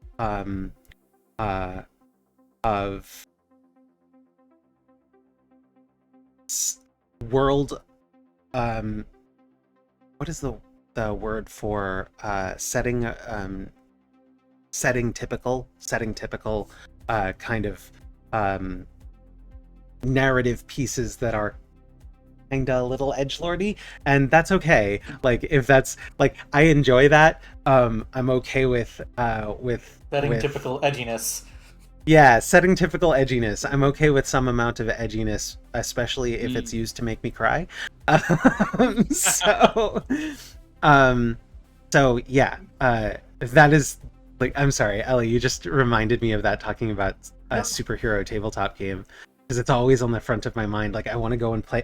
I played a character named Gwen Carpenter, who G. Willow Carpenter is the character's actual name, and I took the name because of G. Willow Wilson, the writer of, among other things, the new Ms. Marvel comics. And so Gwen Carpenter was, who went by Willow, like G. Willow Wilson does in Earth Bet. In Earth Bet, before she was moved to Earth Aleph. No, other way around. In Earth Aleph, where there are no powers, or weak ones, she was known as Willow. She moved to Earth Bet, where there are powers and gains superpowers. She goes by Gwen. And she becomes, because she writes comics, she becomes the party's publicity machine. Like, she makes this comic called The Changelings that are about the party and all of the ethically dubious things that they do. She gives rationale in the comics and makes them personable, and so she becomes their publicity machine. And I know that's not what the character wanted to be when she grew up, but it was so much fun doing that, where, like, I would take the events that happened in the game and then I would come up with, here's the plot of a comic that makes that look like Hero. And it was so fun to do. So I hope I get to do that again someday. My end point there was just like, No, it's fine for sort of accidentally derailing the whole thing. I think that this is just Sorry. derailment central. No, like my Yeah. end point is like I think Marvel is starting to run right into this problem that Sam and I were whining earlier that they cut about how they never give Aaron Kellyman a chance, and like there's this issue that superhero stories I feel always have where like the hero is the one fighting for the status quo to remain. Mm-hmm. And I don't know how many of you have looked outside lately. Status quo sucks. Status quo is not working out. Yeah. So like so they have to when they if they want to create a villain who is complex, they have to create a villain who has genuine issues, and then they just sort of slap, but also they just sure love killing right on top of it. And the reason I was thinking about that is because they did that so hard to Aaron Kellyman's character in Falcon the Winter Soldier. Yep. Bottom 5 Marvel writing decisions of the entire MCU. And so I think that like playing it from the perspective of like here are people who are willing to basically immolate themselves on the pyre of helping people in the future, who are then classified as being supervillains for it. It's an interesting concept. I don't know if I trying to think of a way to say this as gently as possible. I am always worried that when I say play villains, people you say to D&D party play villains, you're gonna end up with someone who's like murder hobo. Yeah, so in my mind, when I hear play villains, I hear play something with an evil alignment. Whereas what you're describing is neutral good, or even chaotic good. I mean, I'm not gonna lie. This is one of the things that I say a lot. I detest the D&D alignment system. If you look at any of my character sheets, don't have it anywhere. I hate them. I like it because it does take into like what are your motivations in doing what you're doing. You're breaking the law. Why? Is it for yourself or is it for good? If so, this isn't a bad guy character, this is a hero. And I'm okay with like, I think of heroes as being like, if the law is wrong, we don't follow it. It is only correct that the law be torn down in that situation. And so, so in my mind, like, that's not a villain character. That's just not what a villain is. In our world, a lot of lawful people are villains. And the laws suck. Yeah, and that's because if the law is wrong and you're following the law, you're participating in the problem. And the more knowingly you do so, or the more exuberantly you do so, the more actively villainous you are.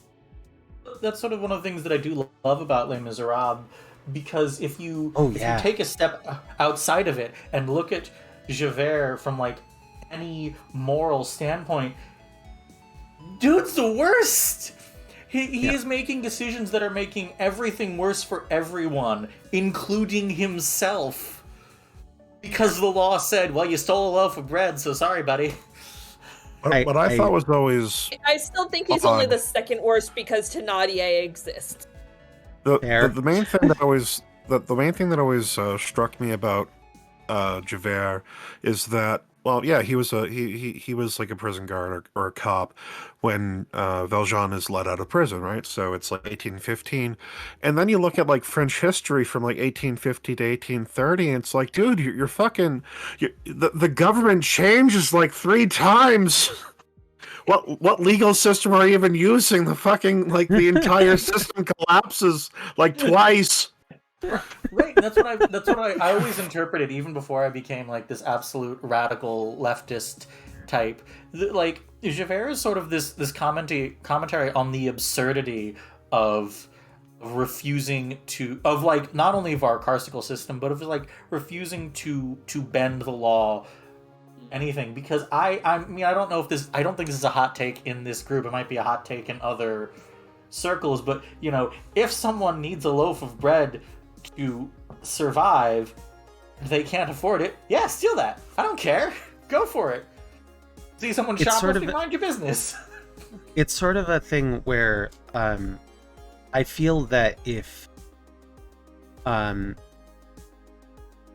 central point in Les Mis when Valjean stole the loaf of bread, it's just, it's such like, and even I think this is kind of the point of the of that line of that part of the show, is how ridiculous it is, how much energy Javert is expending over this. Like, what am I really? Am I the villain that you need to be chasing to the end of the world?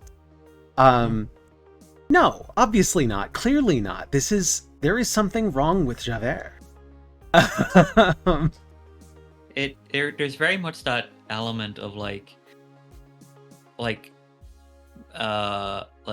and it's going back to the whole idea of alignment and how does that motivate you. It's that classic problem, the classic problem player who believes that lawful good is lawful stupid. That's why I didn't play a Oh, paladin yeah. for years. Yeah. And to be fair, I'm now playing a lawful stupid character, so I would argue against that, because I think that a lawful stupid character is someone who just takes things as, basically accepts the status quo as it is, and is in many ways, you know, worse than the supposed villains that they fight. Whereas a lawful good character recognizes that the important word there is good, and Maybe. they either ensure, like, so if they obviously they're motivated by like an internal consistency more than the letter of the law, but I it should think be, you'd find. Mm-hmm. Sorry, go ahead. I think you'd sort of find that a lawful good character spends more time going, that is the letter of the law, but not the spirit. But part of the reason why I like, so one of my paladin characters that I played years ago was for a D&D hard mode campaign, and the setting and the concept were a little edgy, so I kind of leaned into it. I don't remember the character's name, but he was a drow paladin who was the most psychopathic character I've ever played in my life. Like, he saw a bar getting robbed and he just sat there until they threatened him, and then he just murdered them all. And like, I don't remember the entire context, but a character like read his mind and asked, like, okay, so what's your alignment? And I argued, and the DM eventually agreed, he was lawful good, because his overarching goal, which was stopping like helping Lilith fight basically Cthulhu, which I told the DM, like, that could just be all in his head, he could just be losing his mind, was a good goal. He was following the letter of the law of Drow society. He was allowed, legally speaking, in Drow society, allowed to do all these things he did. And like, so I think that, like, trying to fit moral systems into just our 9x9 grid just bugs me so much. And I'm aware that I'm like a poli-sci philosophy major who spends way too much time thinking about moral good. But that's just my rant about the alignment system, and I very rarely adhere to it in any real way. It's one of those things that was probably very useful at the time, and I think can be used as a basis upon which to develop your character's morals. But much like the concept of all X are Y, you know, that idea that all orcs are evil, all are chaotic evil, you know, all hobgoblins are lawful evil. That is something that like it's something that we've moved away from. Like, it's like I think we expect a bit more complexity out of our worlds, because we as the game gets bigger, as TTRPGs get bigger, and D&D gets bigger, but tabletop role playing as a whole, the market is so much bigger than it was at the beginning, you know, in like 50 years ago. Like, you have more people who recognize the complexities of the world, and so you can't, and so you have more people who just won't accept, you know, they're evil because the stat block says evil right next to medium humanoid. And that was something that, and that was getting into the whole, like, you know, paladin lawful good. Mhm. I started playing. I'm so old. I started playing in the late '90s, and yeah, the alignment system there was interesting because I was brought into role playing because I love the storytelling aspect of it, Mhm. and that's why, like in our normal Fantasy Worlds Elsewhere game, there's so much about Vardis that you guys do not know because it is all world building stuff that nobody is ever going to hear about, but it helps me figure Challenge out. Well, accepted. yeah, Tell me it more. is my way of figuring out, you know, like why does my character act the way she does, and I do that in every game. But when I first started, the people that I played with, I was in their group out of necessity, i.e., they were the only ones I knew who were playing this game. Mm. And a lot of them were teenage boys, and that is not a slam against teenage boys. But at that time, it was very, these games were not seen as modes of storytelling or modes of exploring complexity. They were a way of getting out aggression and being transgressive. And so things like, you know, it was always very interesting to me that on one hand, that these players, that I could say, well, why don't we try talking to this character? And their immediate answer would be, well, because they're evil. It says so in the book. The stat block says they're evil. Which then gave them justification as heroes, as especially the guy who played the paladin was like the textbook example of a Deus Vult paladin. So, at the same time that he would be explaining to me, we can't just talk to them, they're evil, it says so in the rules, and then would go in and, like, just be like, I just kill them all. Like, men, women, children, I just go in, I lay waste to the village. My objection being like, wait a minute, aren't you lawful good? Was met with a fierce amount of defensiveness. And a fierce amount of defensiveness on the part of the DM, who was, you know, friends with the paladin, explaining that, like, no, it's fine. These characters are evil. Therefore, somewhere in the kingdom bylaws, there must be something written that if you see them, you kill them on sight. And I'm so glad that we are no longer existing in a world where we play games that way, because A, it's dumb, and in B, my it's a lot more fun. don't know if I literally ever met any. Like, you got the worst party to start with. I've never played with. Like, I was 6 years old playing with the native Alaskan girl down the street. We never played like that. Let me put it I had this a way: game- when I decided I wanted to play, and I was like, I had this idea for a character, and I wanted to be like a cleric, because I'm like, oh, you know, it could be fun. Like, I'll be a cleric. I will not play clerics anymore because I was literally told, okay, cool, we need a healer. Your job is to stand in the corner and buff us. I tried to get into a fight once. One of the characters hit my character to demonstrate, no, it is not your job. You are too squishy. You are the girl.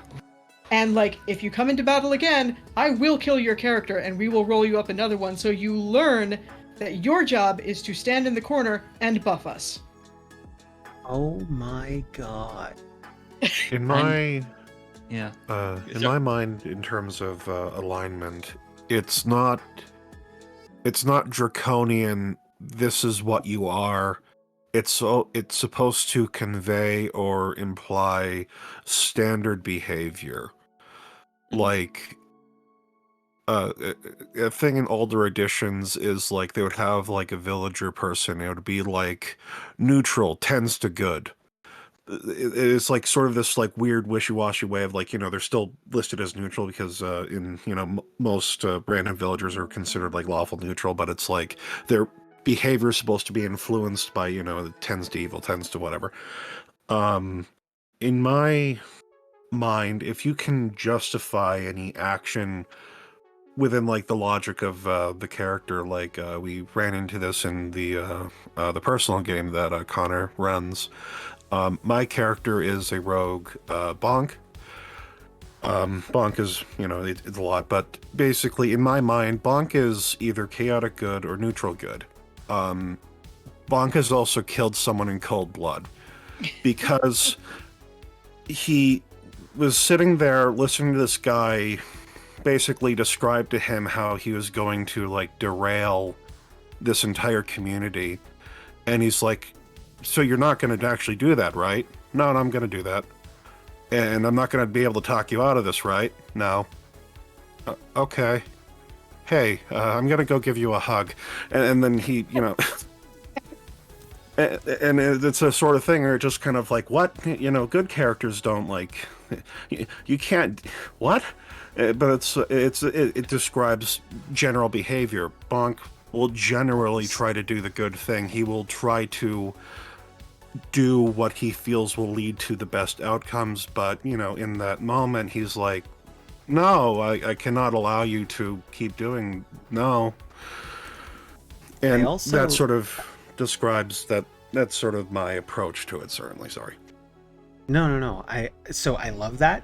And what I was just thinking, kind of extend on that, is that I think it's more, I feel like alignment is very much a description of what you have done in the past, and not a barrier to what you can do in the future. So Lonnie is chaotic evil then.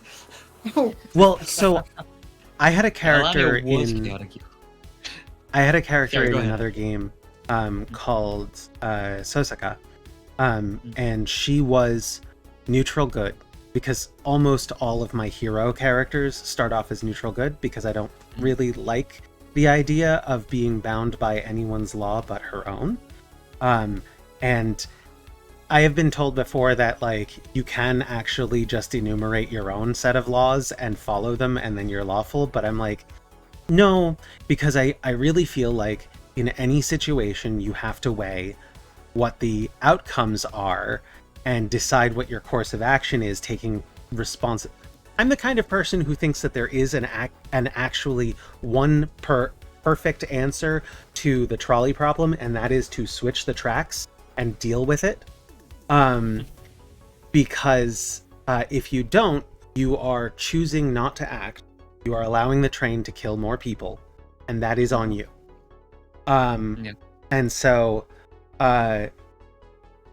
neutral good. There was a point in a game, this came after many sessions, where I'd been playing this character pretty consistently, weighing the options, deciding what to do based on what was the most good. And they were in this underground, a dungeon crawl, and we came into this dorm room full of sleeping cultists. Now these are end of the world worshipping, we want to cause the universe to die out cultists. And we knew that if we woke them up, or if we did what we were coming to do, they would wake up and they would come to us and they would be a problem. So she decided to deal with it now instead of later. And she killed all of them, 10 people, in their sleep. And my DM looked at me and said, you can absolutely do this. But this is a place where you are taking the action of striking first against a sleeping enemy. You can do this, but your alignment is now neutral. And I love that, because it's not just about me. My character thought that this was the right thing to do at the time, based on, we have to save the world, we can't let these people get in our way. But the rest of my party was a little horrified. And so I think that the idea of saying that this character is no longer describable as neutral good, perfectly valid. That character is neutral, true neutral. Right, and that if that, it's the easier way, she will kill 10 sleeping people.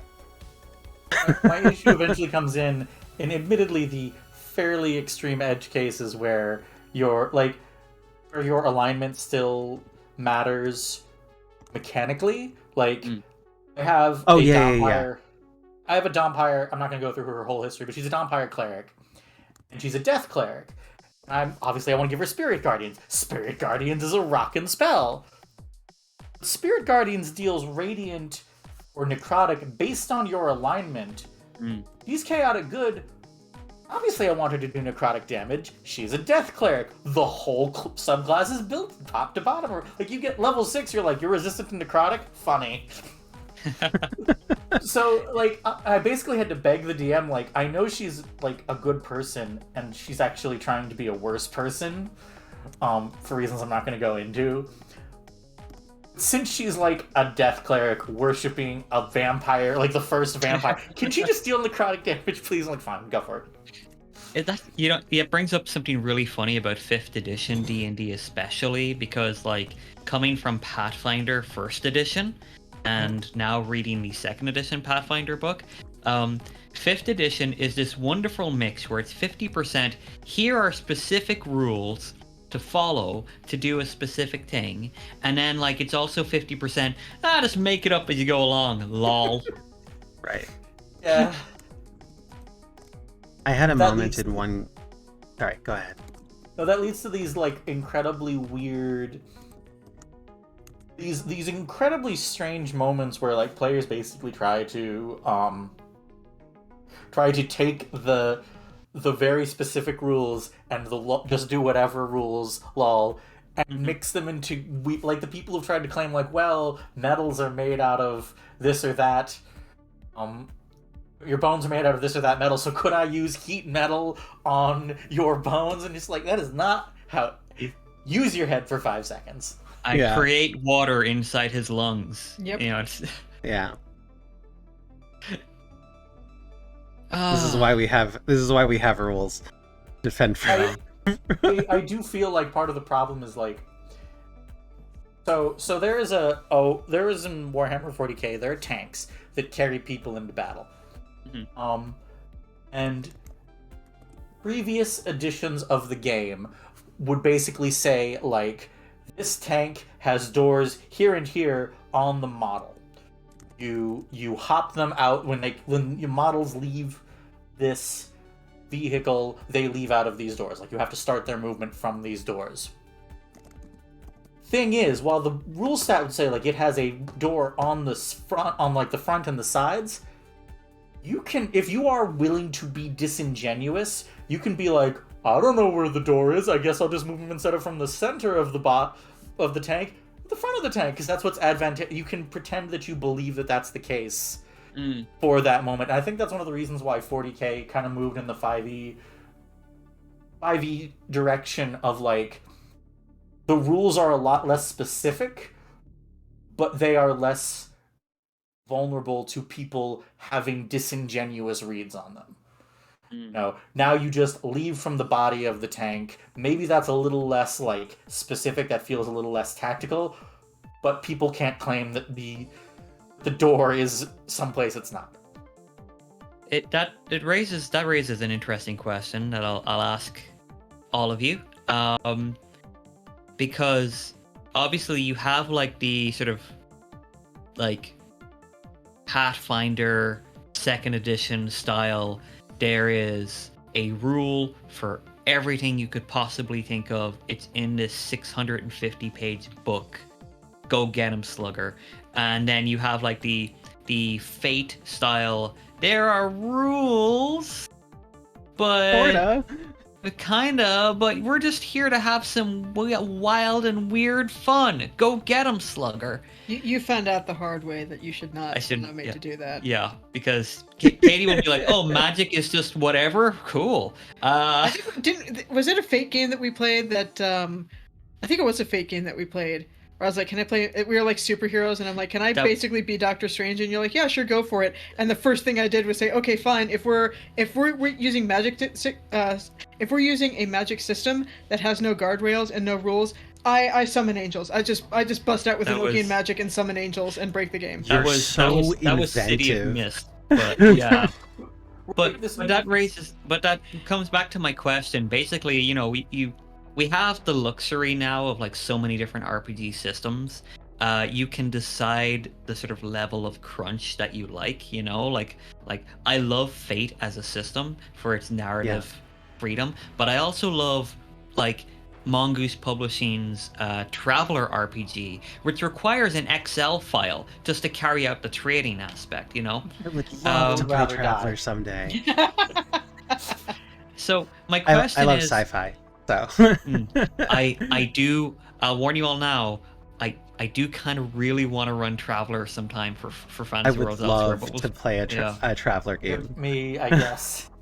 But I guess that's my question for each of you is like, what is a comfortable level of crunch for you? Do you like that sort of 5e kind of half and half mix? Do you like a game that's got a bit more crunch so you don't have to spend so much time sort of trying to figure out like how to interpret something, or do you like a more free form kind of like Fate or like Powered by the Apocalypse style rule I set? mean, I've only done 5e and Fate at this point, and maybe it's because it felt like everybody else was more on my level for Fate, Mhm. where as opposed to me being the baby amongst the experts. But I enjoyed Fate. I liked that it allowed for more character-driven moments that were wibbly-wobbly, and I didn't have to do math. There was I'm so much less math, and I appreciated that. I'm gonna give the coward's answer of it depends with more specifics, which is that I have my little graph here, my little line graph, which is how good how crunchy a game is versus how good it can be. And the line that causes it to be good is how willing the DM is to tell player like, no, you can't do that. If your DM is not willing to say, no, you can't do that, you got to be crunchy. You got to have rules in place for what you can and can't do. If the DM is willing to, if I'm like Titania and I want to do this and the DM is willing to tell me, no, fuck off, you can't do that, then I love playing completely loose systems. Just the DM has to be willing to put the guardrails in place. Keep Titania from just being like, I return the stories because I'm a goddess and I win. Yeah. That's definitely a problem. I don't think I agree. I think that I like the less. So what I like about Fate is I hate combat in D&D. I hate combat in systems that are super crunchy because they wind up avoiding the roleplay of it all, right? Like there is a little bit, but if it tells me that this is what your spell looks like, I'm almost guaranteed to go, but I want it to look like this instead, right? I kind of like I wind up wanting to make everything about thematically representing the character, and it's outside of a fight that I start to really enjoy D&D, because there are systems for influence. If you are not feeling quite as persuasive as your character is, you can come up with a reasonable line of thing and then say, I would like to roll. And that makes me feel comfortable because I know there are baseline actions that I can do. That said, I love when those are ideas, not boundaries. So I don't have to do it that way. If I want to,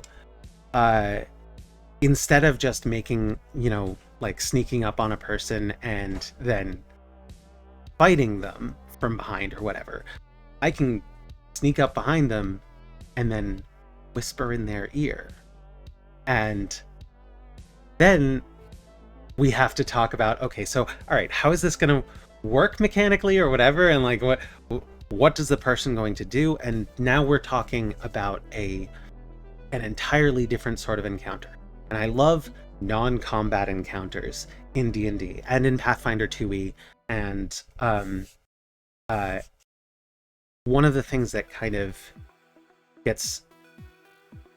I'm creating a bunch of superpowered characters for Pathfinder for a game, and one of them is a background character that I'll probably never actually play.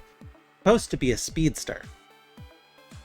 But Pathfinder 2nd Edition is very, very careful about not letting people break the action economy. At least not too far. And so, where a speedster, if I'm trying to make a character like the Flash, I ought to get a bunch of extra actions in a round. I ought to be able to move 180 feet. That's just not really something that they want you to be able to do. I did build a half-elven monk that is capable of running a mile in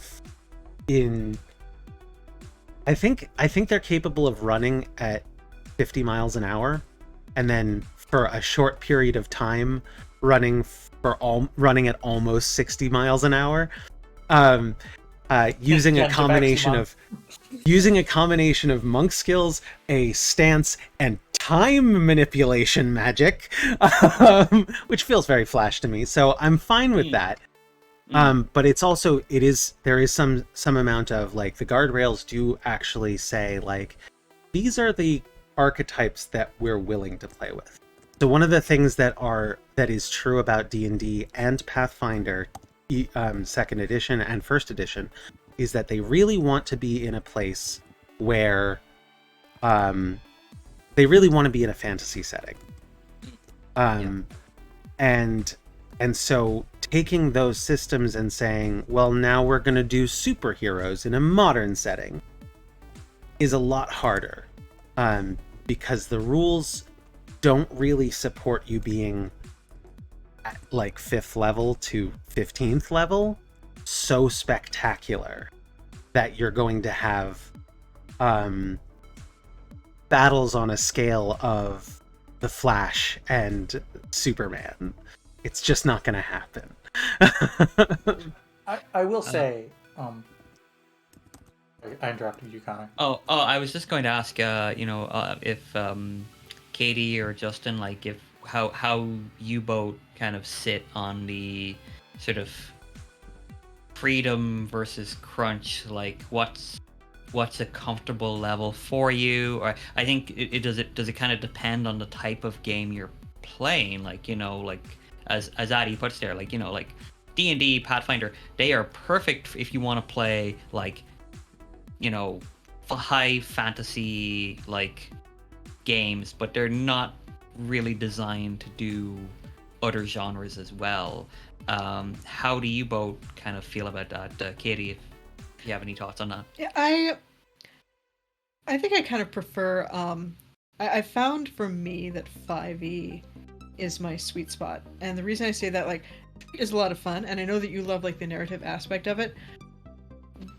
But as somebody who really enjoys playing magic users, because given the choice between I swing a sword at it and I warp reality to my will, which is cooler? Well, in my opinion, you know. But Swinging a sword, right? But because yeah, oh yeah, well yeah, you can do that in Pathfinder, the Magus subtype. But I think because magic is so broad through and you see it like in fairy tales, in folklore, in real life, there's so many different ways that people try to go beyond the flesh and touch the divine or the occult or whatever you want to call it, that I kind of appreciate being able to look through, and sometimes it does get ponderous just because there's so many, and so, with supplements and everything else. But I appreciate being able to go through and saying like, okay, I'm building like the last time that I played Pathfinder was the Pathfinder game that you ran, and I had this backstory for this sorcerer that I was playing, and so given her backstory, I was able to kind of flavor her spells, and as her story progressed, I was able to swap out spells and replace them, and that kind of helped me to tell the story. But it also gave me limitations. And like, all joking aside, I think the limitations kind of allow me to be a bit more creative, because if you just say, yeah, you can use magic, you can do whatever you want. Like, well, okay, I summon a god, and it fixes everything for me, and there you go. Okay, see you next week. So I need that. And I also appreciate, things like where like the action economy. I appreciate in 5e the, move action, bonus action. You have 3 choices. It helps it go very smoothly. I know in some other games that I've played and some other games that I'm currently playing, there's so many things that you can do with your action that I get very easily overwhelmed, and I freeze up. I don't know what to do.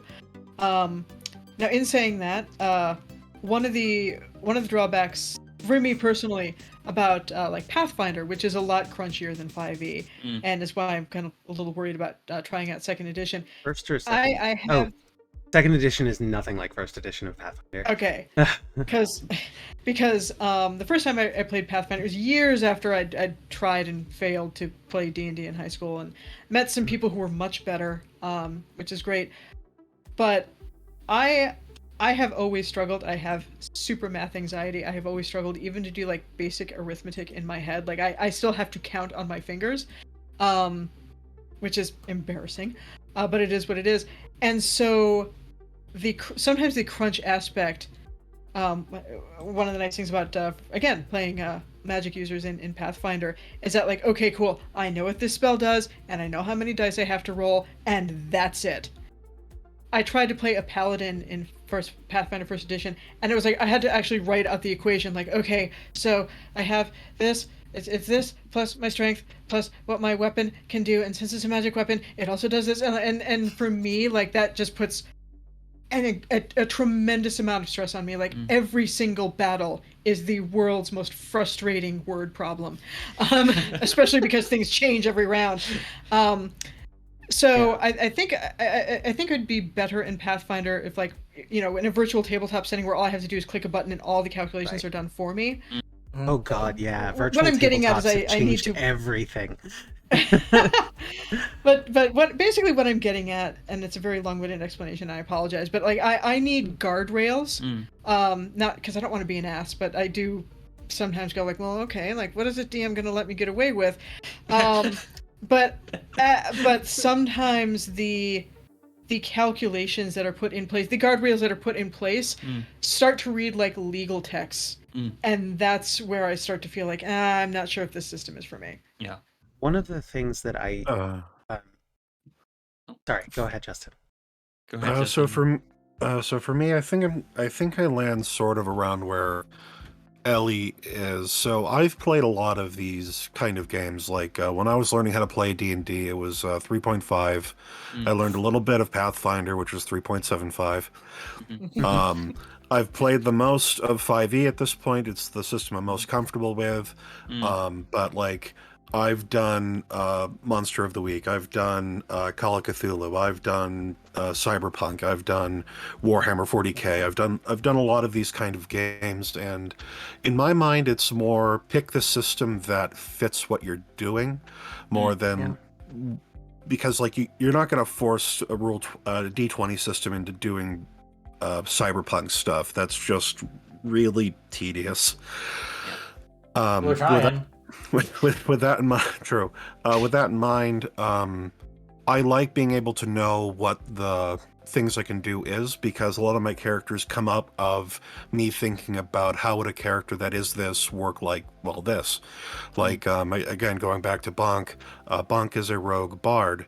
He is a Kenku. That means he can't speak unless he's heard something before. So the character concept is what would happen if you had a bard who couldn't tell his own story? How would you have a character who is a rogue who they're already stealing their language, they're already stealing concepts, they're used to being a thief like this. This is sort of what informs most of his behavior, and most of that comes from just like the creature that Bonk is, the classes that I had access to. A lot of that just formed out of what that was. And that's what most of my characters are. I look at what is available to me. I'm like, well, how can I do this in a way that is interesting to me? So, like, sort of going to that system, it's like, Fate. What can I be in Fate? Oh, you can be anything. Okay. I want to be. Okay. I want to be this. Okay. How do you express that in the system? Shit, man. Give me like a week. I'll think. I There will is that say it is. Go ahead, decision Adi, go ahead. fatigue. Yeah, I was will. just gonna. Sorry. Go ahead, Just Alex. like something I wanted to respond to something that Addie said. Like one of the things that I try to emphasize about a lot of the systems, and especially 5e, is like I have a Yuan Ti, and they all have access to a spell called Poison Spray. And according to the description, it's like a puff of noxious gas from your palms. Screw that! I am spitting venom like it's Jurassic Park. All that matters is that someone has to take a con save or take 1d12 poison damage. Like you can theme her Eldritch Blast is a laser from her glass eye. Like you can theme your spells however you want, so long as they do damage the way they're supposed to. Right. Seen that with Quaresh, like a whip of vines. Nope, it's a spinal cord. Yeah, Quaresh That's is true. the edgiest character I play. It is interesting what Justin brought up there, and how Addy best describes it, like decision fatigue. If we were to run like a longer Fate adventure, although I don't know how it could be much longer than the 6.5 hours I made you poor people sit to play for like a single day. You were. It was very much a come on, Katie, quick adventure, 3 hours in and out. Yeah. And I'm getting texts from my parents like, "Are you done yet?" And like, "No, I'm still here." Because I was like, 3 hours was naive of you, Connor. Come on. Because I was like, okay, well, like each of these is a pretty straightforward, like, because my notes for each section were like less than a page, they're like bullet points. I'm like, this is gonna be like, 30 to 45 minutes each thing, like that should be pretty straightforward. And we got to like hour 4, and we were like halfway through what I'd done. Oh my god, I was so hungry by the end. I made a terrible mistake. Really cannot overstate this. In the session that we had on Saturday, we spent an hour and 20 minutes on Eric's potluck. I'm so sorry. Although thanks to that, we now have the immortal image of my half-drow paladin drinking from a mug. He was drinking sausage gravy from a mug, trying to convince your character that it was good, and gets to go, chunky. It's really funny because Alania's like, I ate breakfast at the temple. Yeah. What about second breakfast? But no, like it's Alania, who's gone 3 days without eating before. What's interesting about the Fate system is that I think as a way to combat that sort of like deer in the headlights moment is like you're supposed to, like, the first thing you're supposed to do during is do game creation, never mind character creation. You sit down, all of you together, and you basically agree, okay, what kind of game do we want to play?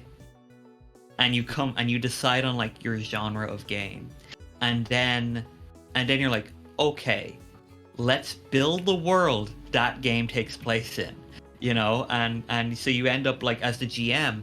And I literally did this when I would run Fate. Like you end up with like these 3x5 cards that are just like lists of like organizations that the characters are familiar with or people that they know. Like the whole game is like just this list of things, which all have their aspects. And then like the character creation here was kind of different because you all were coming from different stories.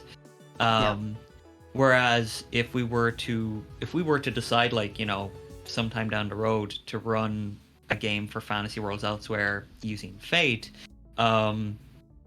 we would all sit down together and take like a couple of hours to basically go around in a circle. And once you had your high concept and your trouble, to figure out then, okay, so this next aspect involves an adventure you had with someone else at the table, what was that adventure? You know, like what was that adventure? What happened? You know, what did they do for you or to you? You know, what came out of that?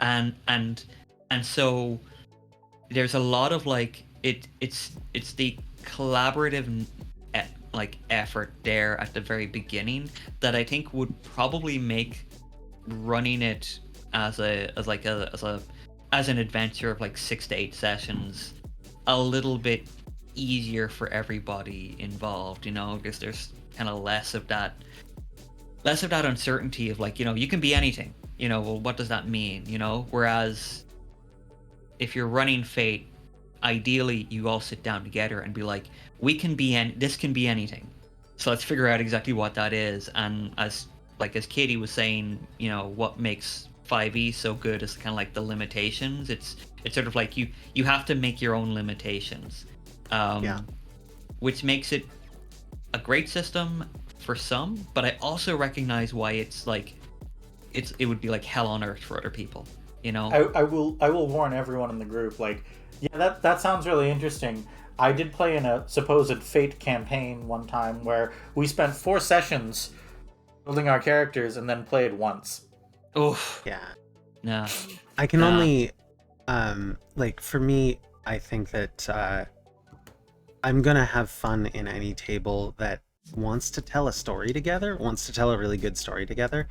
And if that story, like, really, it doesn't matter what rule system we're using. But yeah, I'm almost like, I don't think that Musica Universalis could be played in a system that had as many rules as, say, D&D.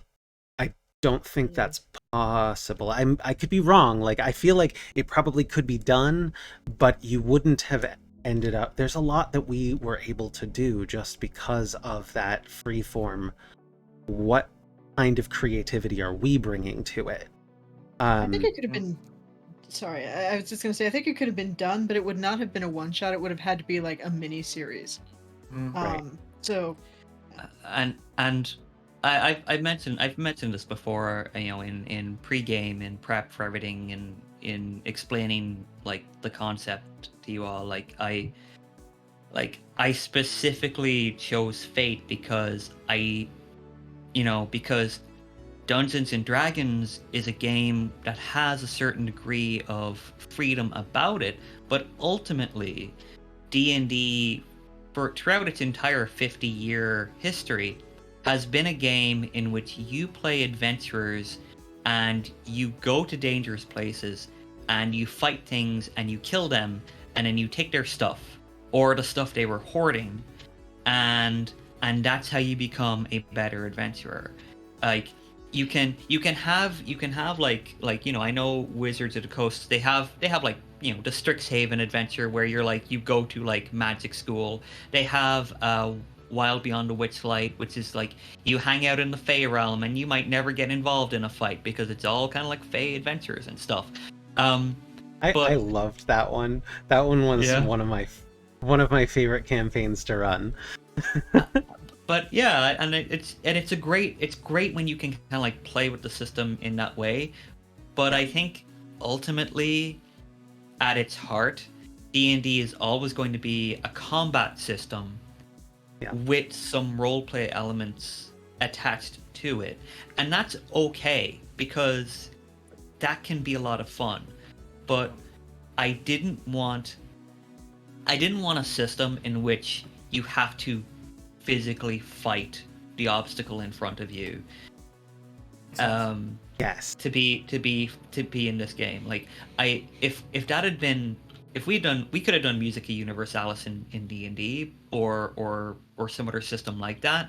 But if we had, we would never have had Christine's song. Like I don't think that would have happened that way. We would have had to homebrew all of our characters' powers. Yeah. And it would I have been.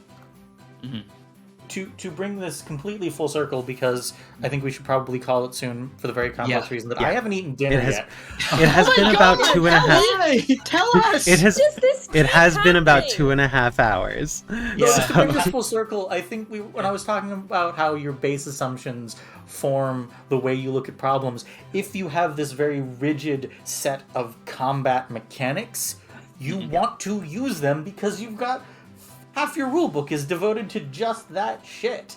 Yes. So like the fact that Fate doesn't have a very rigid set of combat mechanics, there's no health. There's very little health. There's health, No. sort of. There's no real health. There's no real spell slots or any of that stuff. That moves you out of the base assumption where if you meet an obstacle, let's hit it with a sword till it falls down. Yeah. Yeah. All Let's you're face mad it, at that me would for take not too many even- rounds if you had to spend so the economy in Fate is based on your Fate points, and you get 3 of those. So Yeah. Oh God. If can you imagine? Can you imagine if we'd run into? We'd still be playing Musica Universalis. Like, yeah. well, it's day 10 of Musica Universalis, Act 3, the island. I'm briefly can I keep the stream going? Driving out to Ohio to murder Connor. Oh, Ellie, looks like you're on mobile. All right. We have been at this for about yeah. 2.5 hours, so we Okay. should probably wrap it up. And Yeah. is there anything more that you wanted to say, Connor, before we go?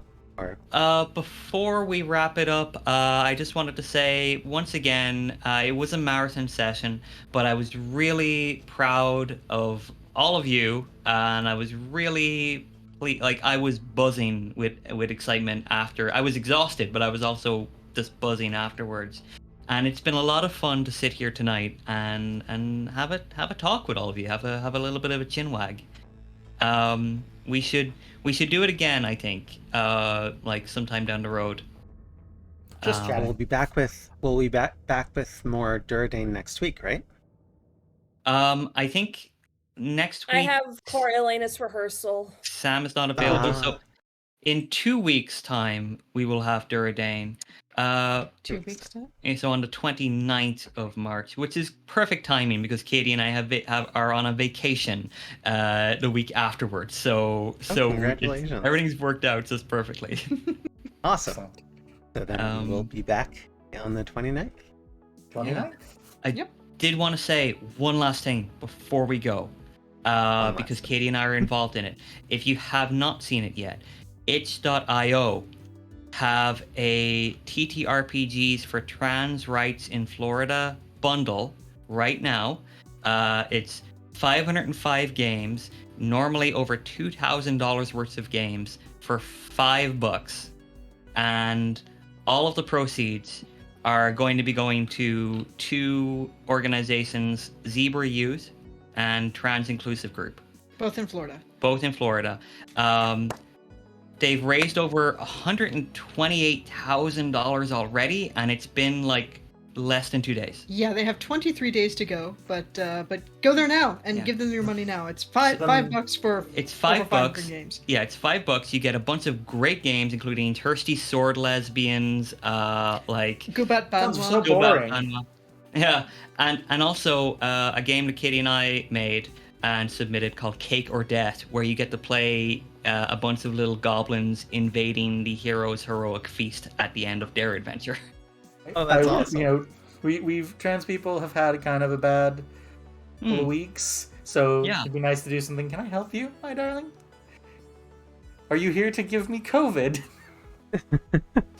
Is it? That's What my boyfriend. Yeah. Begone, plague beast.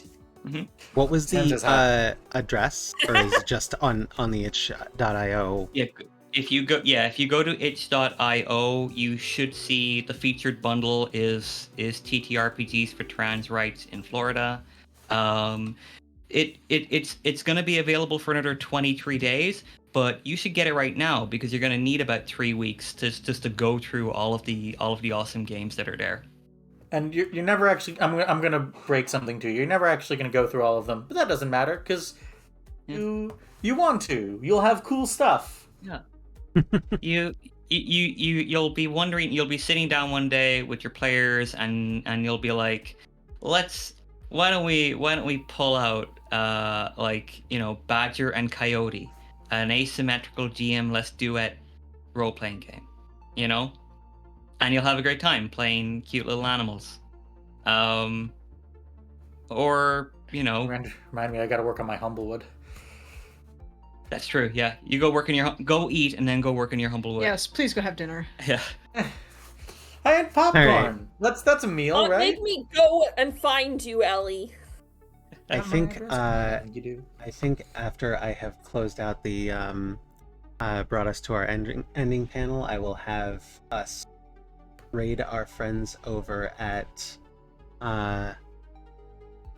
Lost Caravan RPG, because them, and they happen to be online right now.